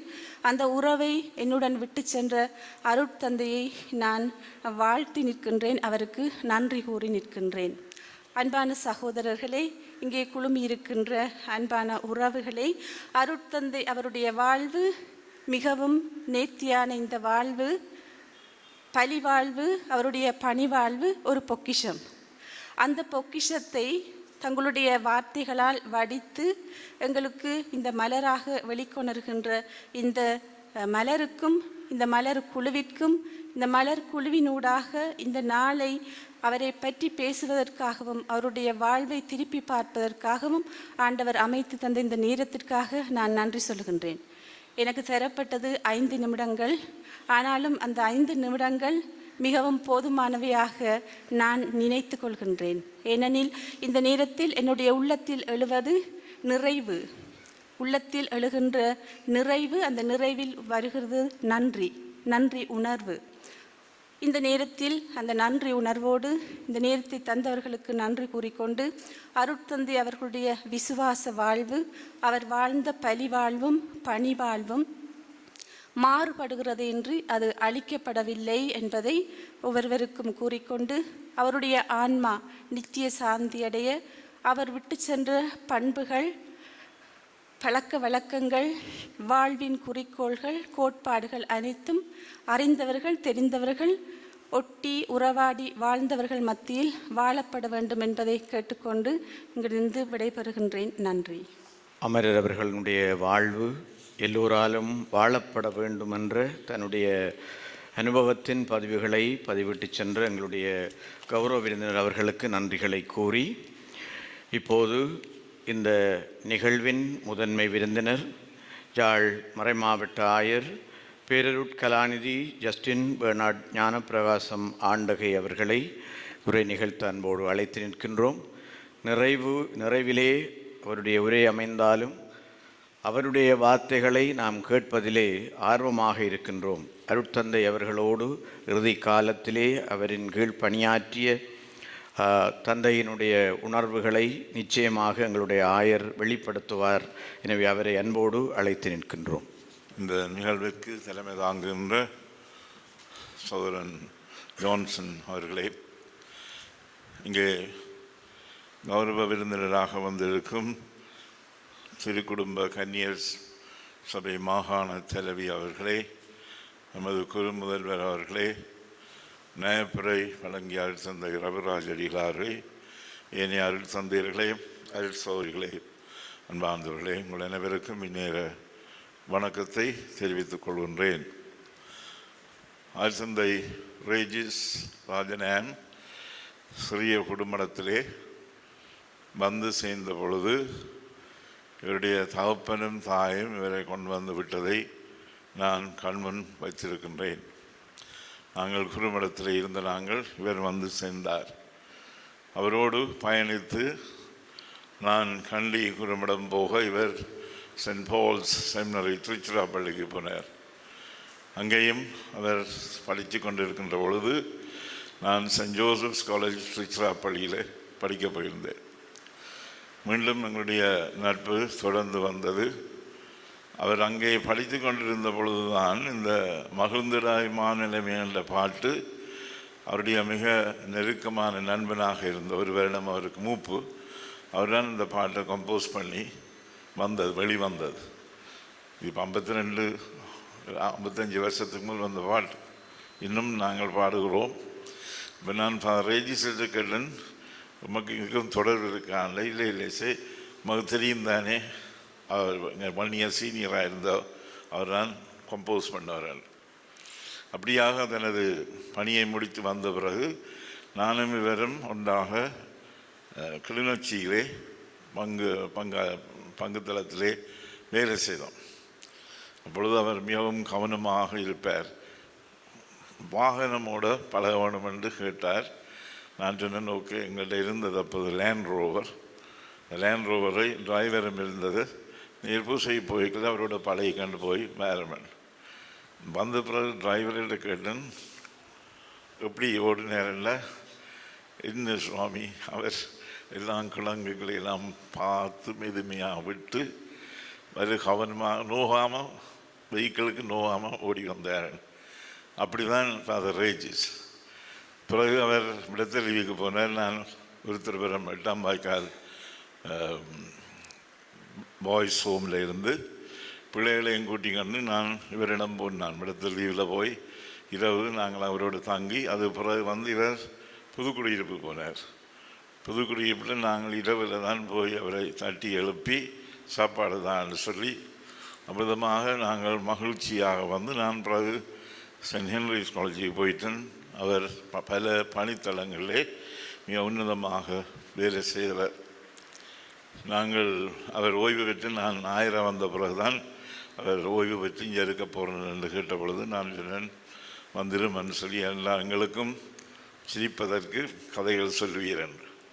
நாங்கள் சாப்பாட்டில் போயிருந்தால் அங்கால பகுதி நடக்கும். அப்போ நான் உடனே செக்ரட்டரியில் கேட்டுவேன், என்ன சொல்கிறார்?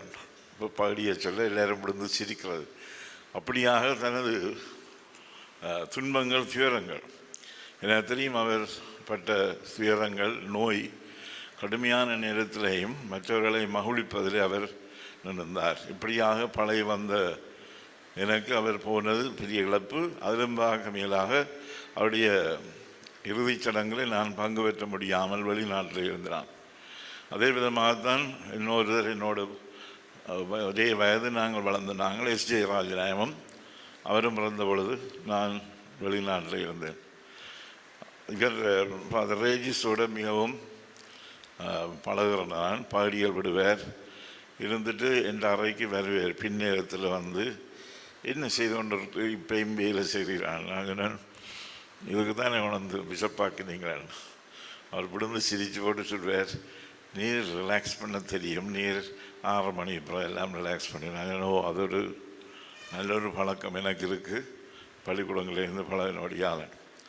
ஆனால் நான் கண்டது இவ்வளவு துன்பங்கள் துயரங்களிலேயும் அவர் மகிழ்ச்சியோடு இருந்தார். அது கிரேட்டஸ்ட் திங். என் வாழ்க்கையில் அவர் பட்ட துன்பங்கள் எனக்கு நன்றாக தெரியும். நான் பேப்பல் செமினரி பூனேக்கு இவர் படித்தார்.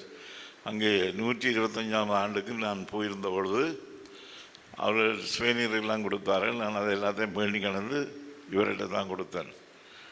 நீர் படித்த செமினரின்னு சொல்லி அடுத்த நாள் பார்த்தா அந்த டிஷர்ட்டும் அடித்து கொண்டு பாருங்கள் இந்த அவைக்கு, நீர் கொண்டு வந்த டிஷர்ட் சொல்லி அப்படி மகிழ்ந்தவர் இதுகள். ஆனால் நான் எப்பயும் யோசிக்கிறேன், நான் இவ்வளவு நோய்கள் வதைகள் எல்லாம் இருந்தும் ஆனால் அதை வெளிக்காட்டாமல் அதை இறைவனுக்காக ஒப்பு கொடுத்து வாழ்ந்தவர். ஆகவே இந்த நேரத்தில் எனது ஆழ்ந்த அனுதாபங்களையும் இதையும் அவருடைய உற்றார் உறவினர்களுக்கு கூறிக்கொண்டு, நாங்கள் கிறிஸ்தவர்கள் இந்த மோட்சம் என்ற கதையை விட்டுட்டு கிறிஸ்துவுக்குள் போதல், அதுதான் திறமையான சொல்லு. நாங்கள் ஞானஸ்நானம் பெற்று உயிர்த்த கிறிஸ்துவோடு சேர வேண்டும் என்று இந்த உலகத்தில் வாழ்கின்ற நாங்கள் we go into Christ. இதை சொன்னவர் மறைந்த பாப்பரசர் பெனடிக்ட் 16. அவர் தான் இதை சொன்னவர். நாங்கள் இனிமேல் இந்த மோட்சம் நரகம் என்று கதைக்கப்படாது, நாங்கள் we are going into Christ, கிறிஸ்துக்குள் போய் மூழ்கிறோம். அதுதான் எங்களுடைய வார்த்தையாக இருக்க வேண்டும் என்று. ஆகவே அமரர் ரேஜிஸ் ராஜநாயம் அவர்கள் கிறிஸ்துவுக்குள் ஒன்றாக இருக்கின்றார். அதற்காக நாங்கள் இறைவனுக்கு நன்றி கூறி, அவருடைய வாழ்க்கை மூலம் நாங்கள் அடைந்த இன்றைய நியாயப்பிரையிலே ஒவ்வொரு கோணங்களிலிருந்து அவரை பற்றி அழகாக சொல்லப்பட்டது. அது 1-2 என்னாலும் நாங்கள் பின்பற்றோம். One of the best things I saw in him was sincerity. கையில் எனக்கு அது நினைக்க இப்பையும் ஒரு சின்சியரான ஆள், நேர்மை. ஒரு நாளும் நான் கேள்விப்படையில் இதை கதையை மாற்றினது ஒன்றும் இல்லை.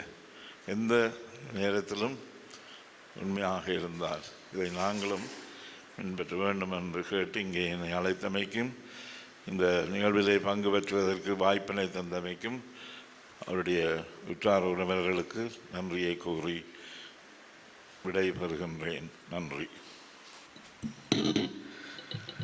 நேர்மைக்கு ஒரு அடையாளமாக திகழ்ந்த அமரர் அவர்களை பற்றி எங்கள் ஆயரவர்கள் தந்த சாட்சியத்துக்கு நன்றி கூறி நிறைவாக நன்றியுரை நிகழ்த்த அமரர் அவர்களினுடைய சகோதரரும் ஓய்வு நிலை ஆசிரியருமாகிய திரு மாவண்ணா பாக்கியநாதன் அவர்களை அன்போடு அழைத்து நிற்கின்றோம். எமது பாசமிகு சகோதரன் அருட்தந்தை ரெஜிஸ் ராஜநாயகம் அவர்களின் விண்ணக பிறப்பின் முதலாவது ஆண்டு நிறைவையொட்டி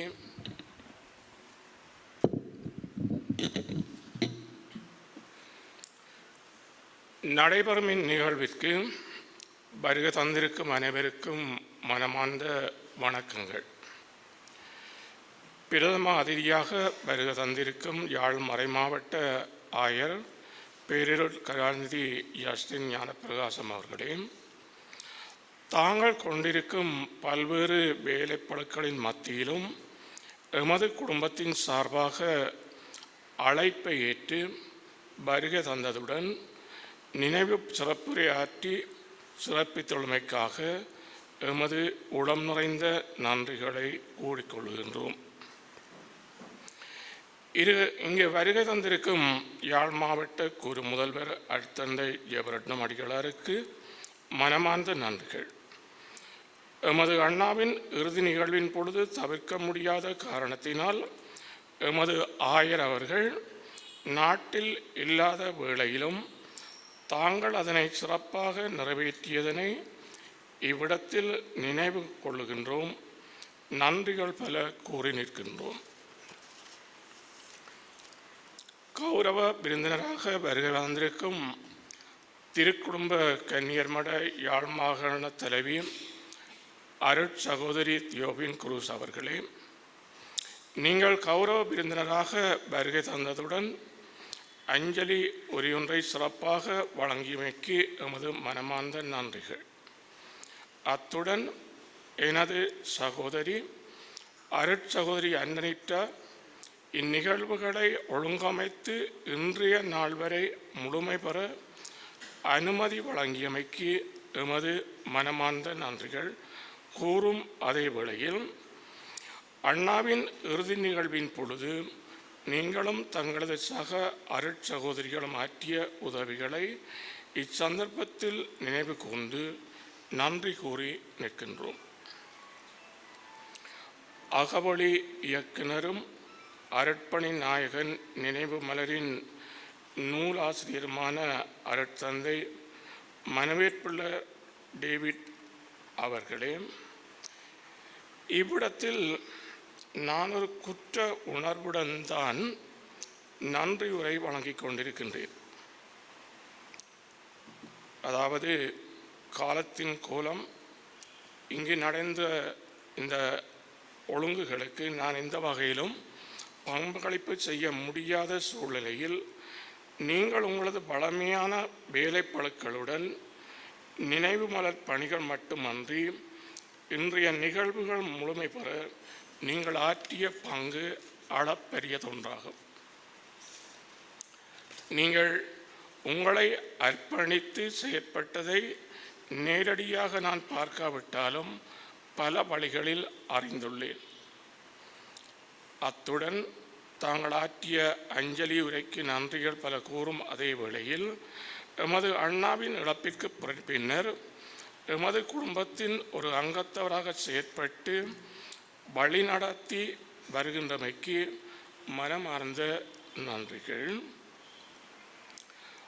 அகவழி உதவி இயக்குனர் அருட்தந்தை ஜெராட் அடிகளார் அவர்களது பல்வேறு வழிகளிலான உதவிகளுக்கும் எமது மனமார்ந்த நன்றிகளை கூறிக்கொள்ளும் அதே வேளையில் மலர் வெளியீடு தொடர்பாக இன்று நடைபெற்று முடிந்த அனைத்து நிகழ்வுகளுக்கும் சிறப்பாக நடைபெற உதவிய அகவழி நிறுவன குழுவினருக்கும் குறிப்பாக ஆசிரியை மரியா அவர்களுக்கும் எமது மனமார்ந்த நன்றிகள்.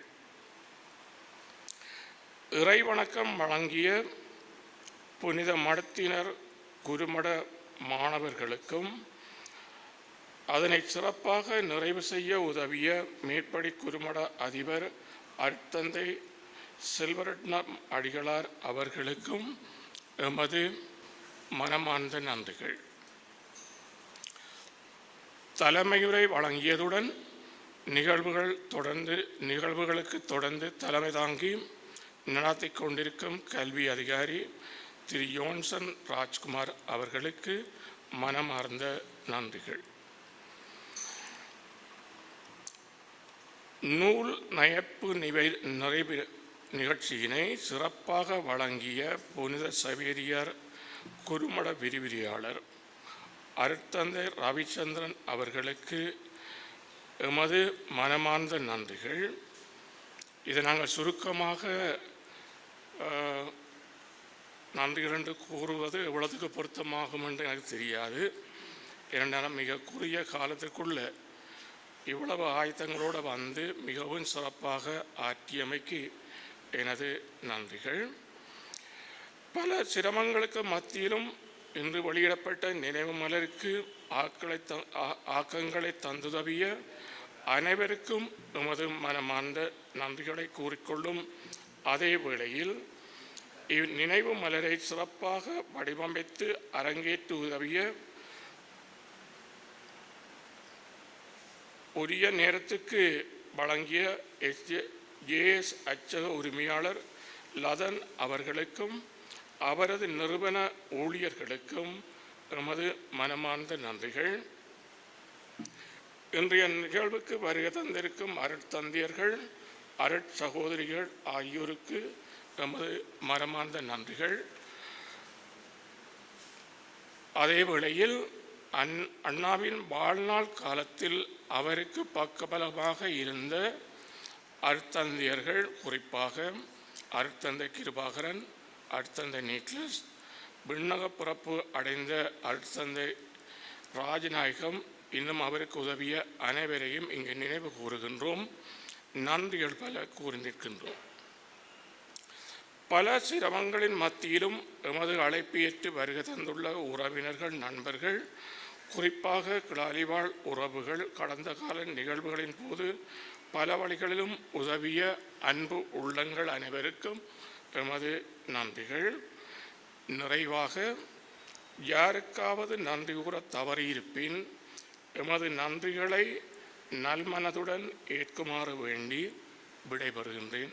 வணக்கம். அனைவருக்கும் ஒரு நிறைவான நன்றியுரையை வழங்கி செல்லுகின்ற ஆசிரியர் அவர்களுக்கு நன்றியை கூறுகின்றோம். ஏற்கனவே இங்கே இந்த நயப்புரையிலே ரவிராஜ் அடிகள் குறிப்பிட்டது போல அந்த முத்து சிற்பி என்ற பாடல் உவமை உண்மையிலே அவர்களுடைய குடும்பத்தினர் எல்லாரிடமும் நாங்கள் பார்க்கக்கூடிய ஒரு விடயம் நேர்மை, நேரந்தவறாமை, ஒரு விடயத்தை செய்வதிலே 100% கவனத்தோடு உரிய நேரத்திலே செய்து முடிக்கிற தன்மை போன்றவற்றை நான் உண்மை அருட்தந்தை அவர்களிடம் மட்டுமல்ல, எங்களுடைய பாக்கியதனான் சார் அவர்களிடமும் அருட்சகோதரி அண்டனிட்டா மார்க் அவர்களிடமும் உண்மையிலேயே நேரடியாக கண்டோம். அந்த குடும்பத்திலிருந்து வந்த ஒரு வித்தாக அருட்தந்தை அவர்கள் உண்மையிலேயே விழுந்திருக்கின்றார். எனவே இவ்வளவு நேரமும் எங்களோடு வாழ்ந்து இறைவனுக்குள், இறைமகன் இயேசுவுக்குள் கலந்திருக்கக்கூடிய எங்கள் அன்புக்குரிய ராசநாயகம் அடிகளாரனுடைய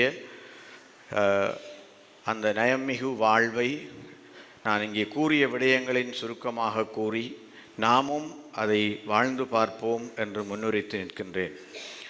நேர்மை மிக்க ஒரு மனிதர், நிமிர்ந்த உயரம், உயரத்துக்கேற்ப உயர்ந்த உள்ளம், வாய் நிறைய சிரித்து வரவேற்கும் அன்புள்ளம், நகைச்சுவையால் மற்றவர்களை மகிழ்விக்கும் மாண்பு மிக்கவர், அடுத்தவர் துன்பத்தில் ஓடி வந்து உதவும் பண்பாளன், துன்புறும் மனிதனின் குரலில் இறைவனின் குரலை கேட்பவர், ஆயனுக்கு என்றும் அர்ப்பணிப்புடன் பணியாற்றுபவர், சவால்களிலும் சாதனை படைத்தவர், தன்னை பலியாக்கி வருத்தி ஒரு குருவாக தன் வாழ்வின் பணியை நிறைவுபடுத்தியவர். ஓய்விலும் ஓயாமல் பணி செய்தவர். எங்கள் உள்ளங்களில் வாழ்ந்து கொண்டிருப்பவர் எங்கள் அன்புக்குரிய மாற்கு ரிஜீஸ் ராஜநாயகம் அடிகளாரின் இந்த முன்னுதாரணமான வாழ்வை நாமும் வாழ முயற்சிப்போம். இந்த அருமையான நிகழ்வை ஒழுங்குபடுத்திய அவருடைய குடும்பத்தினருக்கும் இங்கு வருகை தந்திருக்கின்ற அனைவருக்கும் மீளவும் நன்றி கூறி இந்த நிகழ்வு இத்தோடு நிறைவு பெறுகின்றது. நன்றி.